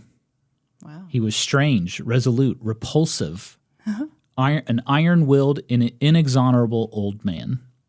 Huh. His legend grew, Kristen. It certainly did, Norman. John Brown continued to hide in the brush and woods of Kansas. At one point, federal forces found him, but let him go. Why? Either the federal commander felt he could not enforce the warrant, or he was unaware of the warrant. It's not really sure. He got intimidated by John Brown. Well, nevertheless, he found John Brown and his Pottawatomie rifles and said, "You have to disband. Go home." Mm-hmm. And so they all went home. But, of course, John Brown was back at it again immediately. Yeah. 2 months later, on August 30th, 1856, that Missouri militia went to Osawatomie because they thought John Brown was hiding there. Yeah. You know, his half-sister lived there. Sure. On the road into town, they found Frederick Brown, John Brown's son, who had stormed the earlier battle on a horse. Yeah. You know? Well, Frederick thought he recognized one of the men from the pro-slavery force, so maybe he was confused and thought it was a friendly. Yeah.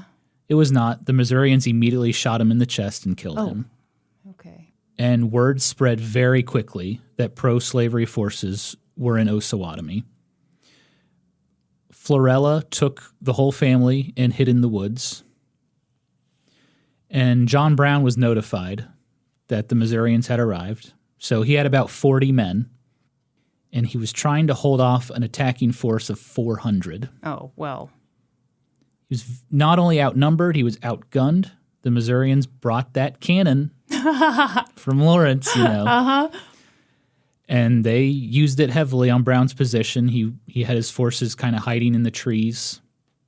But one tactic artillerymen would do at this time is they would shoot at the branches above, and the branches would obviously fall and collapse on the men below, hopefully injuring them. Because artillery was not very accurate back then. Okay. And so they're like, just shoot the fucking branches. Yeah. All right. Fine. Surprisingly, John Brown was able to delay the Missouri militia quite a bit.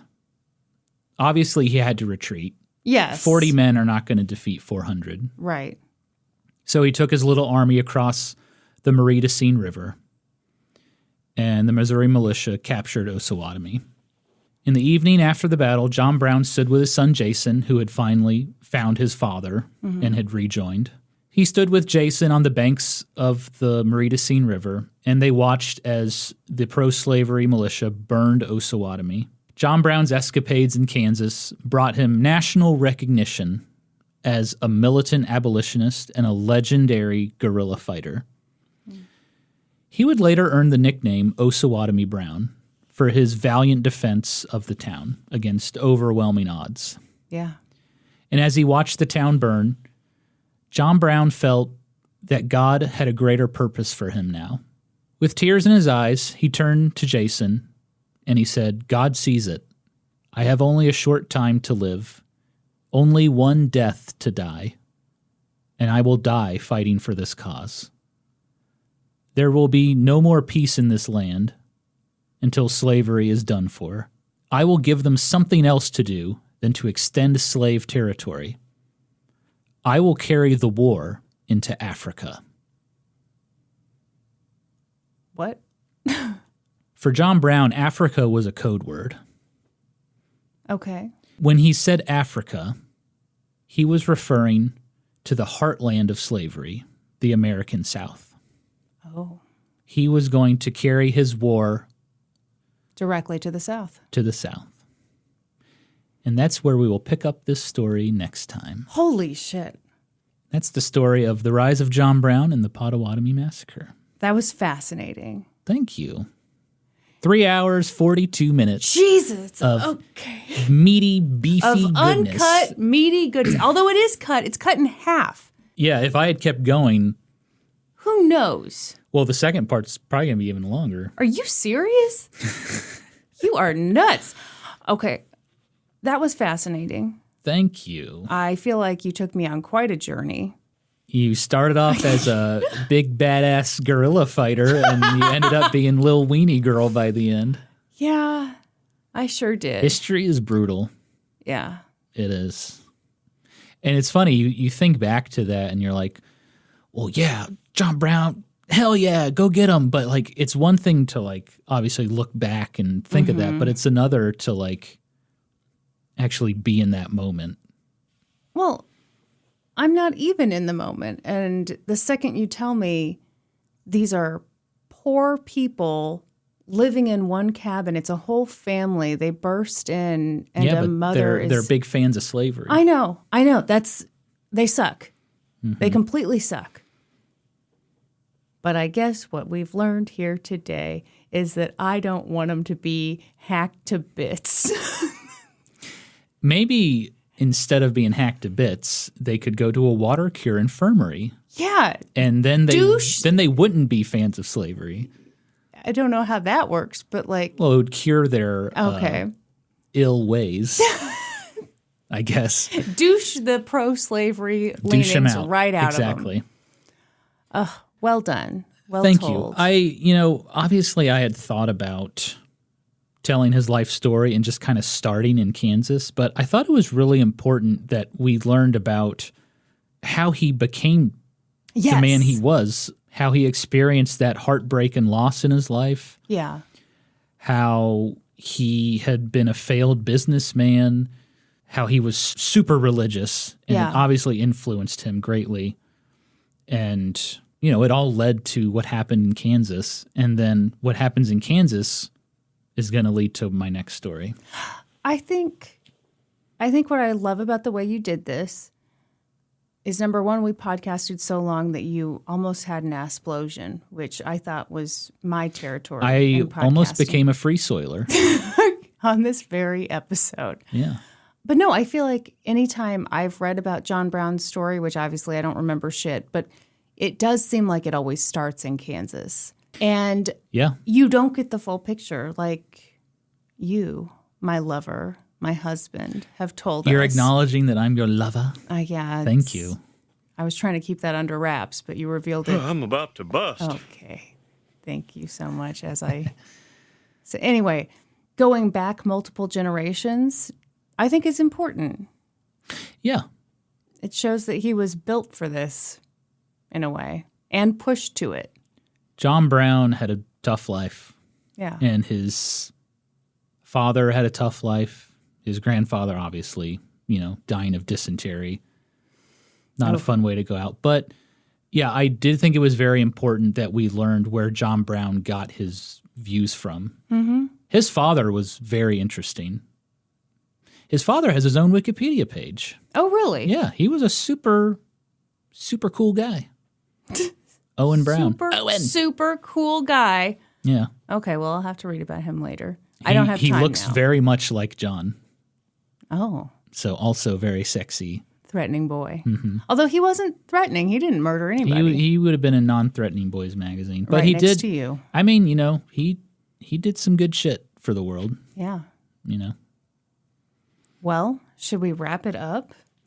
I guess so. I'd like for this to end at 4 hours. Oh my God. We're how only far? at 3 hours, 47 minutes. No, we can't go any further. You're about to either shit your pants or I don't know. I'm hungry. Okay, we'll go eat some food. Here's how we're going to end this podcast, Norman. Okay. You know what they say about history hoes? We always cite our sources. That is right. And for this episode, I got most of my information from 2 books, Midnight Rising by Tony Horwitz and To Purge This Land with Blood, a biography of John Brown by Stephen Oates. Good grief. What a title. Okay, well, that's all for this episode. Thank you for listening to an old-timey podcast. Hey, all you history hoes out there, please give us a 5-star review wherever you listen to podcasts. Until next time, toodaloo, ta-ta, and cheerio.